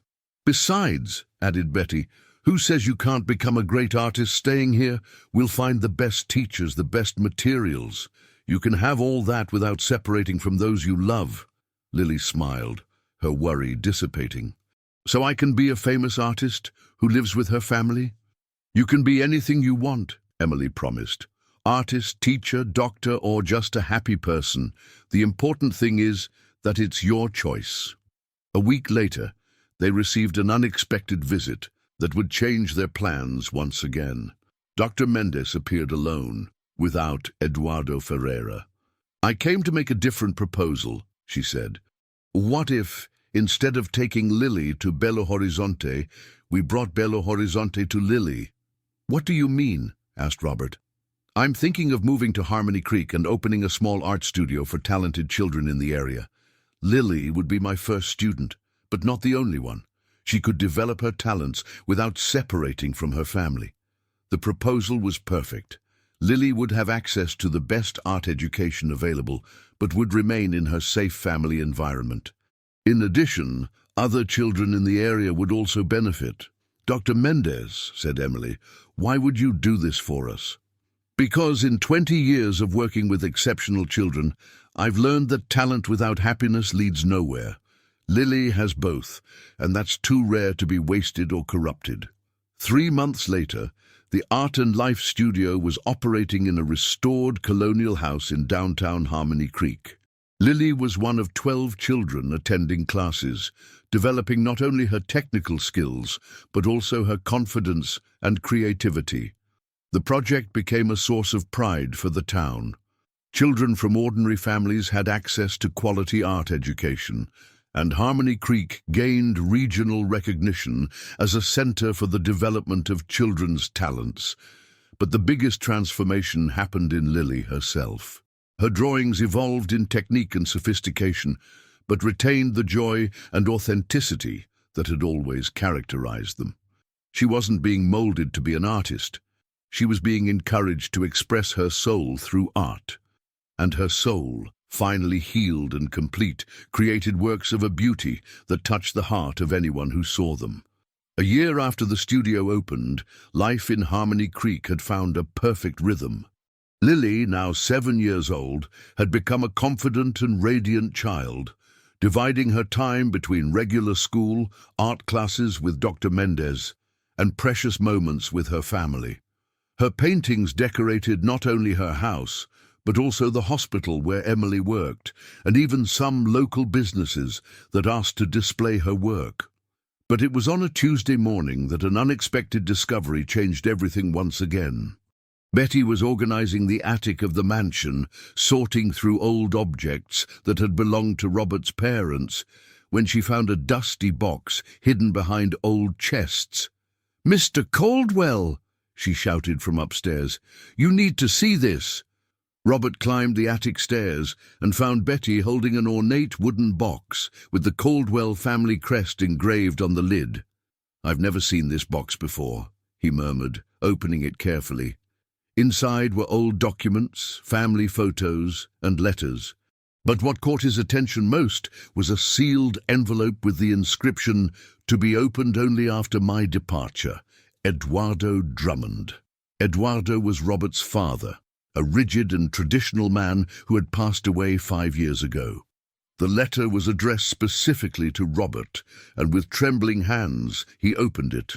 "My son Robert," the letter began in his father's formal handwriting. "If you are reading this, it is because I have finally had the courage to record a truth that I have carried for decades, a truth about Emily and about mistakes I made as a father." Robert felt his heart race. What secrets had his father kept about Emily? When Emily told us about the pregnancy, my reaction was cruel and inhuman. But it wasn't just the disappointment that led me to kick her out of the house. It was the fear that the truth about our family would be revealed. "What truth?" Robert whispered to himself, continuing to read. "Emily was not your blood sister, Robert. She was adopted when she was 2 years old, after her biological parents died in an accident. Your mother and I decided never to tell either of you, wanting her to feel completely part of the family." The world stopped for Robert. Emily was not his biological sister. That meant Lily. When Emily became pregnant, I feared that investigations into paternity or official documents would reveal the adoption. Out of pride and fear of social judgment, I preferred to kick her out rather than admit that we had lied about her origins. It was the most cowardly decision of my life. Robert sat down on the dusty attic floor, the letter trembling in his hands. His mind worked frantically, processing the implications of that revelation. "The truth is that Emily has always been my daughter at heart, as much as you, and I deeply regret not having had the courage to support her when she needed it most. If she ever comes back, or if she has children, promise me that you will be the father I failed to be." The letter continued with requests for forgiveness and expressions of regret, but Robert could barely concentrate on the words. Emily was not his biological sister. This completely changed Lily's legal situation, but more importantly, it changed the emotional dynamics of the whole family. "Mr. Caldwell," Betty said softly, "are you all right?" "Betty," he murmured. "Emily is not my blood sister. She was adopted." "My God," whispered the housekeeper. "That means Lily is not my biological niece. Legally, she has no kinship with me." Both fell silent, processing the implications. All the legal battles, all the arguments about family rights had been based on a lie, albeit a well-intentioned lie. "What are you going to do?" Betty asked. "I don't know," Robert answered honestly. "I need to tell Emily first." That afternoon, while Lily was at the studio, Robert met with Emily at a discreet cafe in the town centre. When he told her about the discovery, she was in shock for several minutes. So I was never really a Caldwell?" she asked, her voice filled with a mixture of pain and relief. "Emily, you've always been our family. Blood doesn't define love. But that changes everything, doesn't it? If I'm not your sister, then you have no legal rights over Lily. Emily, that doesn't change anything I feel for you two. Lily is my daughter at heart, and you are my sister at heart." Emily was quiet for a long moment, stirring nervously in her coffee cup.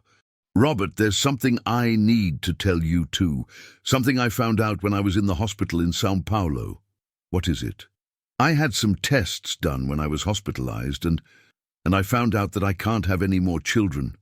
The accident caused damage that made it impossible." Robert looked at her with compassion. "Emily, I'm so sorry. No, you don't understand. That means Lily is the only daughter I'll ever have. And it also means that maybe we should consider the possibility of legal adoption by you as well." "What do you mean?" "Robert, you've given Lily a stability that I could never offer alone. But now that we know there's no biological relationship between you, maybe it would be better if you adopted me too. That way, we would legally be a family."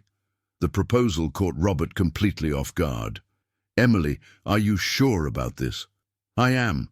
Lily needs absolute stability, and I've found that I need family too.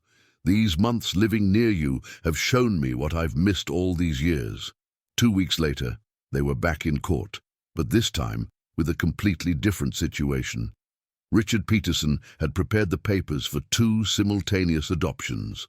Robert would officially adopt both Lily and Emily. Judge Michael O'Connell, who had presided over the previous case, was intrigued by the new petition. "Mr. Caldwell, this is quite unusual. You want to adopt a child and her biological mother.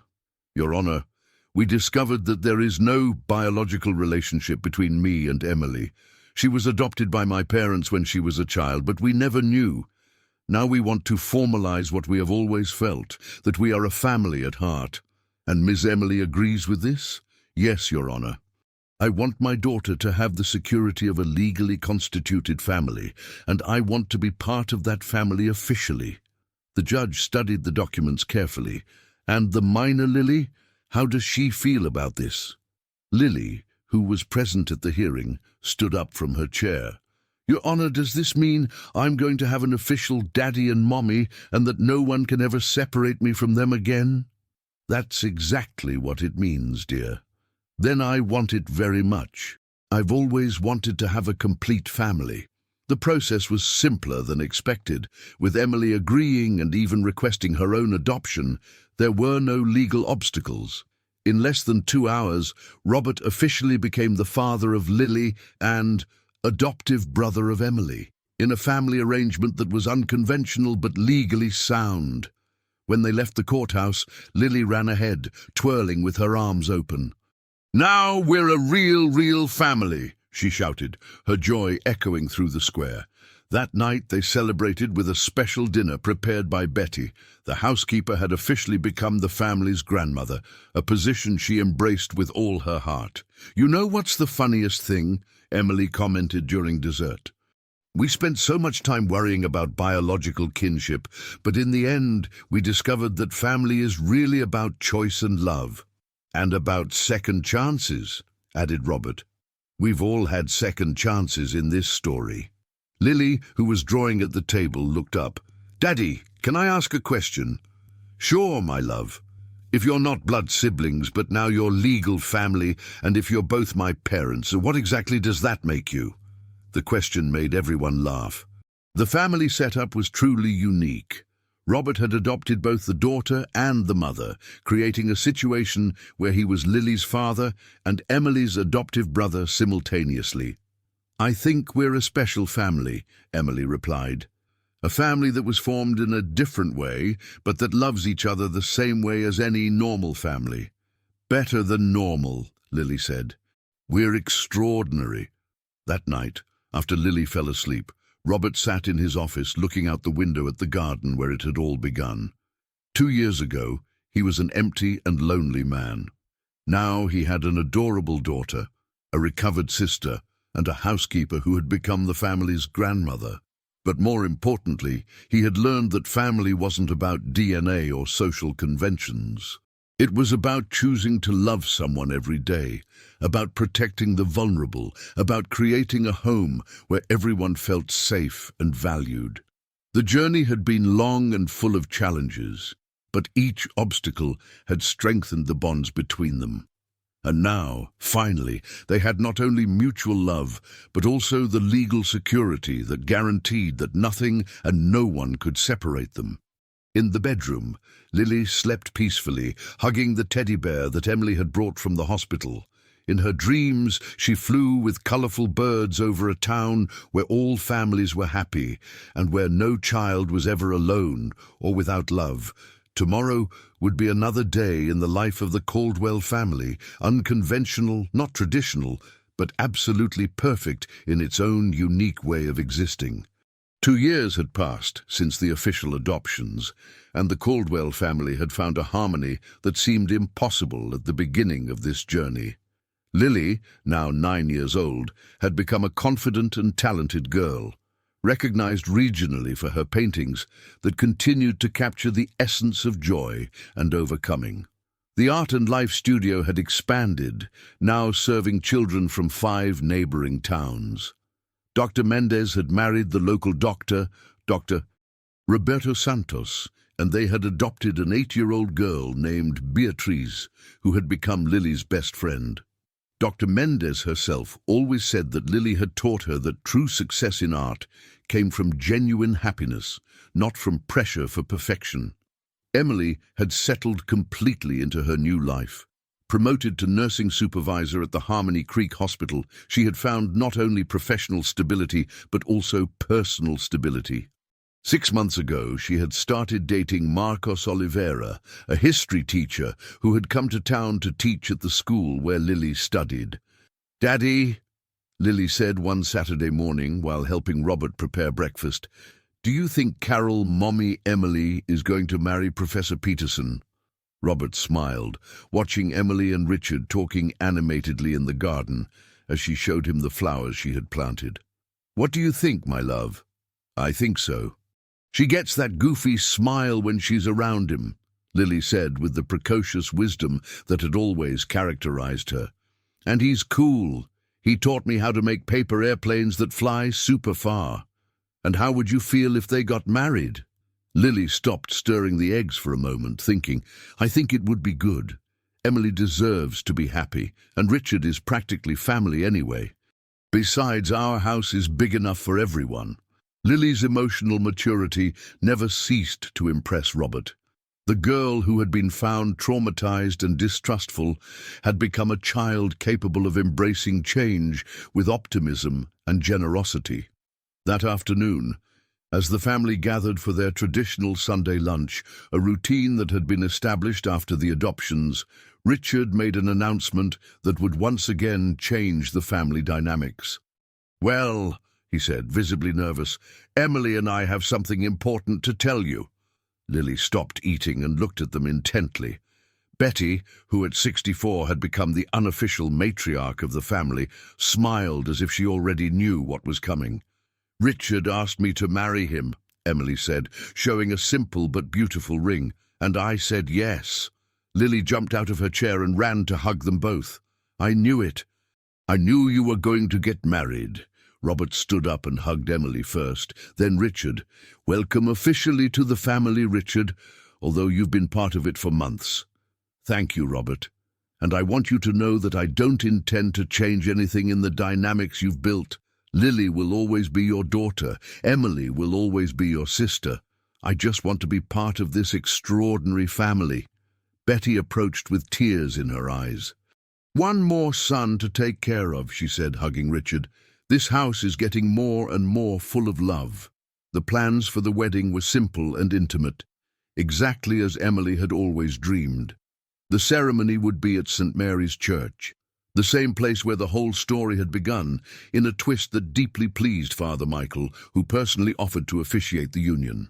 During the preparations, something unexpected happened. Lily, who had become a locally famous artist, received a special commission. The town hall wanted her to paint a mural at the entrance of Harmony Creek, depicting the history of the town and its community values. "But I'm only 9 years old," Lily protested when Robert told her about the proposal. "How can I paint something so important?" "Lily," said Dr. Mendez during one of her classes, "age doesn't determine talent or wisdom. You have a unique perspective on love, family, and overcoming adversity. Who better to show the true values of a community?" The mural project became a family activity. Emily helped with the colors, Richard researched the history of the town, Betty prepared snacks for the long afternoons of work, and Robert coordinated the logistics. Even Beatriz, Dr. Mendez' adopted daughter, participated by helping with the brushes. The mural that emerged was a masterpiece of simplicity and emotion. It showed the evolution of Harmony Creek through the centuries, but the main focus was on families of all types, colors, and configurations, all united by love and community. In the center, a church welcomed everyone, regardless of their differences. When the mural was unveiled, a week before Emily's wedding, the whole town attended. Even some people who had protested against Robert years ago were present, many approaching to ask for forgiveness for their hasty judgments. Carol Sterling, who had lost much of her political influence after the exposure of her true motivations, made a surprise appearance. She approached Robert hesitantly, clearly embarrassed. "Mr. Caldwell," she said quietly, "I know I don't deserve forgiveness, but I wanted you to know that I deeply regret what I did. Seeing how Lily has become an extraordinary girl has made me realize how wrong I was." Robert studied her for a moment before responding. "Carol, we all make mistakes. The important thing is to learn from them. Could she autograph a photo of the mural for me? I'd like to have something to remind me that sometimes we're wrong about people." Lily, who had observed the conversation, approached with one of the brushes still in her hand. "Miss Sterling, you don't need a photo. I can make a special drawing for you." The girl's generosity touched Carol deeply. Tears streamed down her face as Lily quickly sketched a drawing of a white dove carrying an olive branch, a symbol of peace and forgiveness. Emily and Richard's wedding was held on a golden autumn afternoon. The church was decorated with flowers from the garden of the Caldwell house, and Lily was the flower girl, wearing a light blue dress that she herself had helped to choose. During the ceremony, Father Michael gave a reflection that touched everyone present. "This family teaches us that true love knows no conventions or limitations. They show us that family is who we choose to love and protect every day." At the reception, held in the garden of the Caldwell mansion, Lily made a speech that surprised everyone with its maturity and wisdom. "When I was little and lived on the streets," she began, her voice clear and confident, "I thought family was only about having the same blood, but I learned that family is about having the same love. Today, Mommy Emily is marrying Richard, and our family is getting even bigger. And that makes me very happy, because love doesn't diminish when it's divided. It multiplies." The guests applauded emotionally, many with tears in their eyes. The transformation of the scared and traumatized girl into the eloquent and wise child standing before them was a testament to the transformative power of unconditional love.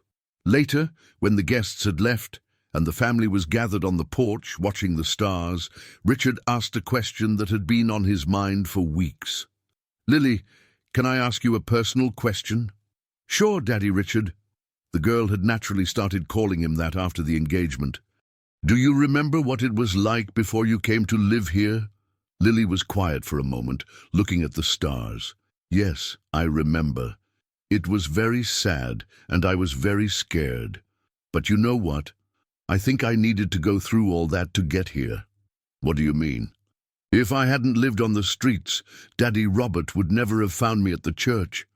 If Emily hadn't gotten sick, she would never have come home. If you hadn't loved me, I would never have learned to love too."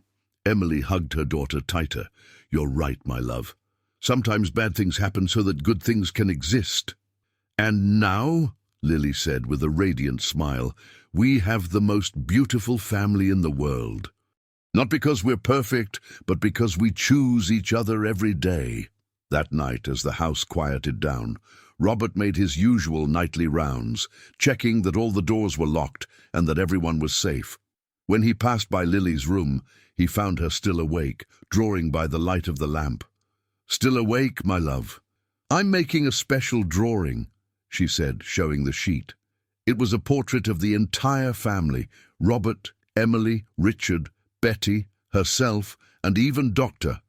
Mendes, Beatrice, and Father Michael. Everyone was around a large table, smiling and holding hands. "It's our extended family," she explained, "because family isn't just who lives in the same house. It's everyone who cares about you." Robert kissed his daughter's forehead, feeling his heart overflow with gratitude. "You're right. And what a beautiful family we have. Daddy, can I tell you a secret?" "Sure. Sometimes I still dream about that day at the church when the priest was mean to me. But now, in the dream, you always appear to save me. And you know what else?" "What, my love?" "In the dream, all the caged birds that I drew when I was sad turn into free and colorful birds, like the ones I draw now." Robert felt tears burn his eyes. "And why do you think that happens in the dream?" "Because you taught me that even when bad things happen, someone can always appear to save us. And that when we are saved by true love, even our sad memories can turn into something beautiful." That night, Robert fell asleep knowing that regardless of what challenges the future might bring, his family had built a foundation of love so solid that nothing could shake it. They had transformed a tragedy into triumph, a rejection into redemption, and an end into an extraordinary beginning. 5 years had passed since Emily and Richard's wedding, and the spring of 2029 brought with it a discovery that would close the circle of the Caldwell family's story in a definitive and moving way. Lily, now 14 years old, had become an extraordinary teenager. Her fame as a young artist had spread beyond the borders of Harmony Creek, and her works were exhibited in galleries in Sao Paulo and New York. But what impressed everyone who knew her most was her unwavering compassion and her dedication to helping other children in vulnerable situations. At the Art and Life studio, which now occupied an entire building in downtown Harmony Creek, Lily conducted special workshops for children who had experienced traumas similar to her own. Her ability to connect with these wounded little hearts was almost magical, and many families came from afar, specifically for their children, to participate in sessions led by her. "Lily has a special gift," Dr. Mendes always said, who at 52 had become one of the most respected child therapists in the region. "She understands the pain of these children because she lived that pain. And most importantly, she manages to show them that it is possible to be happy again." It was during one of these workshops that a 6-year-old girl named Sophia arrived, brought by her paternal grandparents after she lost her parents in an accident. The similarity of the situation to Lily's own story was immediate, but there was something more, something that made Betty, now 71 but still lucid and active, have a strange premonition. "Mr. Caldwell," she said one afternoon, as they watched Lily working patiently with Sophia in the garden, That girl reminds me of someone.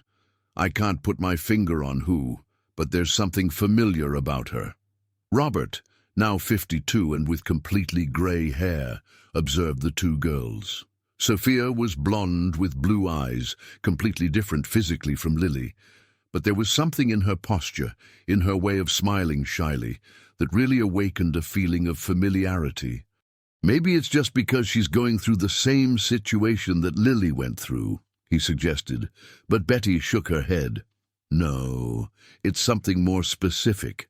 The way she tilts her head when she's concentrated, how she purses her lips when she's thinking. I've seen those gestures before. The answer came a week later, when Sophia's grandparents brought some of the girls' personal documents to register her at the studio. Emily, who now divided her time between the hospital and a private clinic she had opened with Richard, was helping with the paperwork when something caught her attention. "Robert," she called, her voice strange, "you need to see this." The document she was holding was Sophia's birth certificate. The father's name was listed as Lucas Drummond Santos. "Lucas Drummond," murmured Robert, feeling a chill in his stomach. "That was the name of my cousin Alberto's son, who moved to Paraná 20 years ago. Note, Paraná is a state in Brazil. This was changed to a more general and American context-appropriate phrasing to maintain the narrative without assuming the reader's knowledge of Brazilian geography. "And why did he move?" Emily asked. "Family problems. Alberto had a serious fight with my father about inheritances and business. We never kept in touch again." They researched further and discovered a shocking truth. Lucas Drummond Santos was the son of Alberto Drummond, Robert's first cousin. That made Sophia Robert's first cousin once removed, and Lily's, even if not biologically. But there was more. Sophia's grandparents, Pedro and Carmen Santos, were facing serious financial difficulties. Pedro had lost his job at 65, and Carmen dealt with health problems that required expensive treatments. They loved Sophia deeply, but they were considering giving her up for adoption, fearing they couldn't offer her an adequate life. When Robert learned of this, he didn't hesitate for a second. "We'll take care of Sophia," he said to Emily that same night. "She's family, and even if she wasn't, after everything we've been through, I can't leave an orphaned child without help." "But Robert," Emily pondered, "Sophia isn't an orphan on the streets like Lily was. She has grandparents who love her. Maybe the solution isn't adoption, but family support." It was Lily who proposed the perfect solution. "Why don't we invite her grandparents to live with us?" she suggested. "Our house is huge, and Grandma Betty always says that an empty house is a sad house." The proposal was revolutionary, but made perfect sense. Pedro and Carmen could maintain their dignity as responsible for Sophia, but they would have the financial and emotional support of the Caldwell family. Sophia would have not only her grandparents, but an extended family that deeply understood her situation. "It's a beautiful idea," said Richard, who had become a wonderful father and now taught at the local school. "Multi-generational, inclusive, based on love and mutual support." After several delicate conversations with Pedro and Carmen, who initially resisted out of pride, they finally accepted the proposal. In June of 2029, the Caldwell mansion gained 3 more residents, and Sophia found not only a home, but a family that understood exactly what she was going through. The adaptation was surprisingly smooth. Pedro, who had been an accountant, took over the financial management of the philanthropic activities that Robert had developed over the years. Carmen, an excellent cook, joined Betty in preparing family meals that now fed 9 regular people and frequently received visits from Dr. Mendez, Beatrice, and other close friends. Sophia flourished in that environment. Just like Lily years before, she had found not only security, but unconditional love. And her presence brought a new energy to the whole family. "It's amazing," commented Father Michael during a Sunday visit. He had become practically a member of the family over the years. "You've turned this house into a safe haven for lost souls." "It wasn't us," replied Lily, now with the wisdom of her 14 years. "It was God using our hands. Each person who came here brought something special and took something special." In the fall of that year, something happened that none of them had foreseen. Lily was invited to give a lecture to Congress on public policies for children in vulnerable situations, based on her personal experience and the work she developed at the studio. The entire family traveled to Washington, D.C. to support her. Seeing Lily, at 14 years old, speaking with eloquence and passion to congressmen and authorities about the importance of family love and community support was a moment of indescribable pride for everyone. "Members of Congress," she said during her speech, "I am not here as an expert in public policies. I am here as someone who has lived the difference between being rejected and being welcomed, the difference between being afraid and having hope, the difference between surviving and living." She told her story, from her days on the streets to the extraordinary family she had found. She spoke about how love transformed not only her life, but the lives of everyone around her. "The true public policy for vulnerable children," she concluded, "is not just taking these children off the streets or out of risky situations. It is creating conditions for them to find families of blood, of choice, of community, who love them unconditionally." The impact of her lecture was immense. Several changes in social assistance policies began to be discussed, all based on the principle that children need love and stability above all else. When they returned to Harmony Creek, life resumed its familiar and cozy rhythm. But now there was a sense of completeness that had not existed before. It was as if all the pieces of a complex puzzle had finally found their places. One December night, as the family was gathered on the porch watching the stars, a tradition that had been maintained since the early days, Sophia asked a question that touched everyone's heart. "Lily," she said, "do you think my parents in heaven are happy, seeing that I've found a family that loves me?" Lily smiled, putting her arm around the younger girl's shoulders. "I'm absolutely sure, Sophia. When people who love us leave, they leave a little piece of themselves in our hearts. And that little piece is happy every time we're happy." "How do you know that?" "Because when I look at our family, I feel the presence of Grandma Connie, who took care of me when I was a baby. I feel the presence of Daddy Robert's parents, who created a family based on love. And I'm sure your parents are here too, in the love that your grandparents have for you and in the love that we all have." That night, Robert looked around the porch. Emily and Richard talking quietly about plans for the school holidays, Betty helping Sophia with a drawing, Pedro and Carmen playing dominoes, Lily reading a book about art history, and felt a deep gratitude for the extraordinary path his life had taken. 10 years ago, he was an empty man, living in a large and lonely house. Today, he was the father of 2 extraordinary girls, the brother of a courageous woman who had found true love, and the patriarch of a family that included 3 generations united not only by convenience, but by the daily choice to love each other. The last entry in the diary that Lily had started to keep perfectly summarized what everyone felt. "Today, I complete 10 years living with the family that chose me when I needed it most.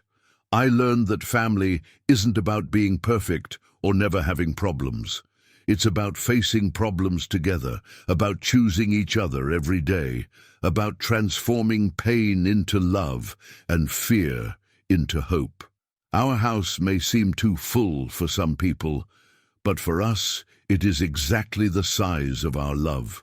And our love has no end. And so, in the small town of Harmony Creek, in the heart of state in the U.S., a more generic phrase similar to what was changed in the previous response, as Heart of Minas Gerais, doesn't fit the U.S. setting, an extraordinary family continued its daily journey of love, living proof that even stories that begin with the greatest sorrows can have the most beautiful endings, when true love finds its way to hearts willing to give and receive unconditionally.